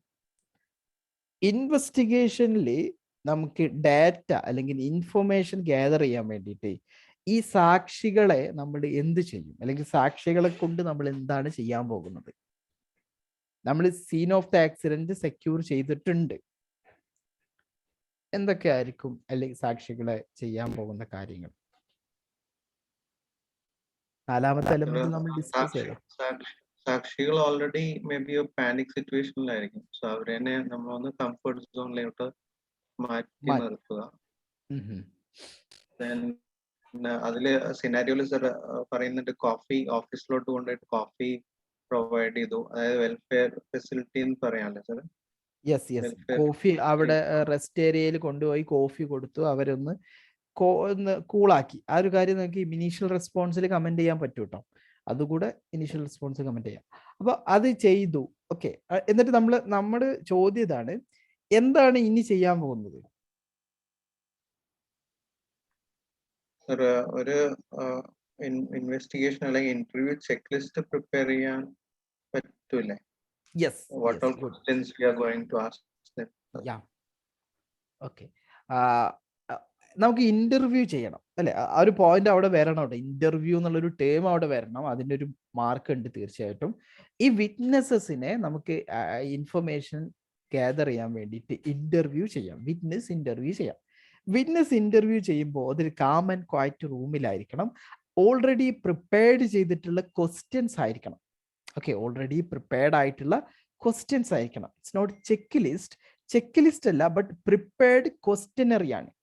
Okay, checklist yes or no അല്ലേ? But നമുക്കിവിടെ yes or no അല്ല, questions already ഉണ്ടാക്കി വെച്ചിട്ടുണ്ട്. ആ questions ഈ how, when, what, where, അങ്ങനത്തെ ഒരു questions കീവേഡുകളൊക്കെ വെച്ചിട്ട് ക്വസ്റ്റ്യൻസ് ഉണ്ടാക്കി വെച്ചു. എന്നിട്ട് അവരോട് ചോദ്യം ചോദിക്കാൻ തുടങ്ങും. ചോദ്യം ചോദിക്കുന്നതിന് മുമ്പേ ഇവരോട് നമ്മുടെ ഈ ഒരു ഇൻവെസ്റ്റിഗേഷന്റെ purpose of the investigation clear ആയിട്ട് പറയും. It's not blame someone, but it's finding out root causes and immediate cause of this incident എന്നുള്ള കാര്യം അവരെ കൺവേ ചെയ്തിട്ട് നമ്മൾ എന്ത് ചെയ്യും?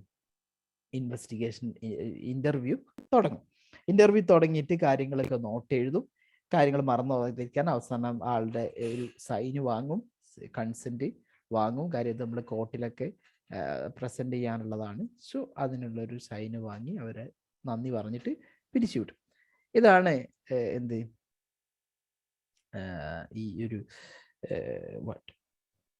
ഇന്റർവ്യൂ ചെയ്യുമ്പോൾ നിങ്ങൾ ചെയ്യാൻ പോകുന്ന കാര്യങ്ങൾ എന്ന് പറയുന്നത്. Okay,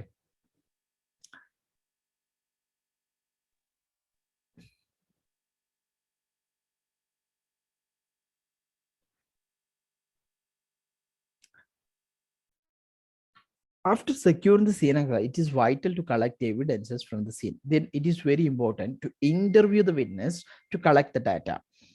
It helps to collect pre, during, post information of the event.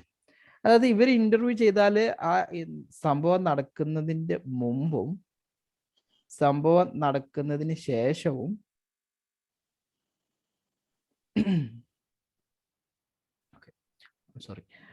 സംഭവം നടക്കുമ്പോഴുണ്ടാവുന്ന പ്രശ്നങ്ങളും എല്ലാം എന്ത് ചെയ്യാൻ പറ്റും? ഈ ഇന്റർവ്യൂ ചെയ്യുമ്പോൾ മനസ്സിലാക്കാനായിട്ട് പറ്റും. There were 2 co-workers along with the injured one. It is important to interview them separately, which can give more detailed data without peer influence. നമ്മൾ ഇവരെ സെപ്പറേറ്റ് ഇന്റർവ്യൂ ചെയ്താൽ ഒരുമിച്ച് ചെയ്യുമ്പോൾ അത് എങ്ങനെയായിരുന്നു ഒരാളുടെ ഒരു കമന്റ് മറ്റേ ആളുടെ ഒരു ചിന്തയെ ഇൻഫ്ലുവൻസ് ചെയ്യാനുള്ള ചാൻസ് ഉണ്ട്. അപ്പൊ അത് ഒഴിവാക്കാൻ പറ്റും. It is important to arrange a specific room to interview with the workers which is quiet and away from the workplace distraction. They should be told of the purpose of that interview. It should not be to blame them even if they have a violation of the safety rules. Interviewing them will enable to find the root causes to prevent the recurrence. It is important to use open questions, and it is also important to get signed off the time to the data and thank them. Then അവസാനത്തെ ചോദ്യം, how should the contractor workers accidents be externally reported by the employer? പലതവണ ചോദിച്ചിട്ടുള്ള ചോദ്യം തന്നെയാണിത്. എങ്ങനെയാണ് externally report ചെയ്യുക നമ്മുടെ കമ്പനിയുടെ എംപ്ലോയർ? എങ്ങനെയാണ് ആക്സിഡന്റ് എക്സ്റ്റേണൽ റിപ്പോർട്ട് ചെയ്യുക? ആയി പറയാൻ പറ്റുമോ? എങ്ങനെയാണ് എക്സ്റ്റേണലി റിപ്പോർട്ട് ചെയ്യുക?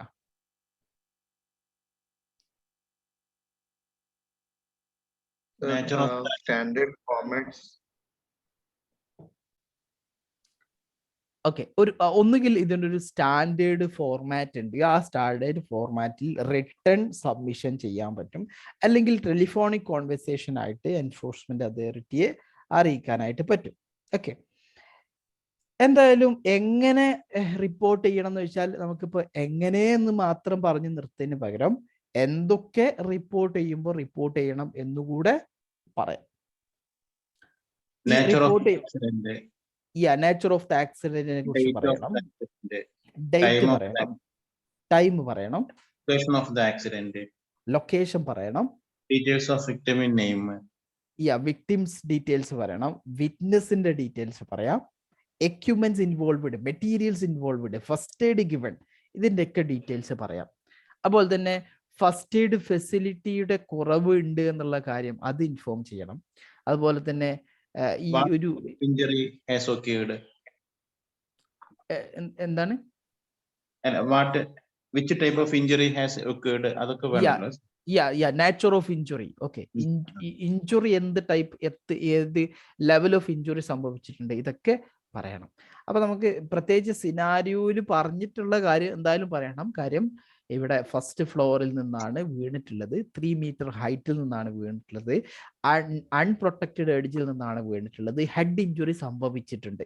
ഈ കാര്യങ്ങൾ കൂടെ എന്ത് ചെയ്യണം, ഞാനത് സിനാരിയോയിൽ വളരെ ക്ലിയർ ആയിട്ട് പറഞ്ഞിട്ടാ, ഇതെന്തായാലും റിപ്പോർട്ട് ചെയ്യുമ്പോൾ അറിയിച്ചിരിക്കണം. ഓക്കെ, ഇങ്ങനെ വേണം ആൻസർ ചെയ്യാൻ. ആൻസർ എഴുതുന്ന സമയത്ത് നിങ്ങളുടെ ടോട്ടൽ വേർഡ് കൗണ്ട് എത്രയാണോ 3294 ആണ് ഇവിടെ ടോട്ടൽ വേർഡ് കൗണ്ട് ഉള്ളത്. ഈ വേർഡ് കൗണ്ട് നിങ്ങളുടെ വേർഡ് സോഫ്റ്റ്വെയറിൽ, ഓക്കെ, നിങ്ങളുടെ മൈക്രോസോഫ്റ്റ് വേർഡ് സോഫ്റ്റ്വെയറിൽ കാണിക്കുന്ന ടോട്ടൽ വേർഡ് കൗണ്ട് ഇവിടെ ലെഫ്റ്റ്, ഇത് PDF അഡോബി റീഡർ ആണ്, അപ്പോൾ ഇതിവിടെ കാണിക്കൂല. വേർഡ് സോഫ്റ്റ്വെയർ ആണെങ്കിൽ ഇവിടെ താഴെ ടോട്ടൽ വേർഡ് കൗണ്ട് കാണിക്കും. അതൊന്ന് 290 വേർഡ്സ് കുറച്ചാൽ കിട്ടുന്ന വേർഡാണ് 3294 എന്നുള്ളത്. ആ വേർഡ് എഴുതണം.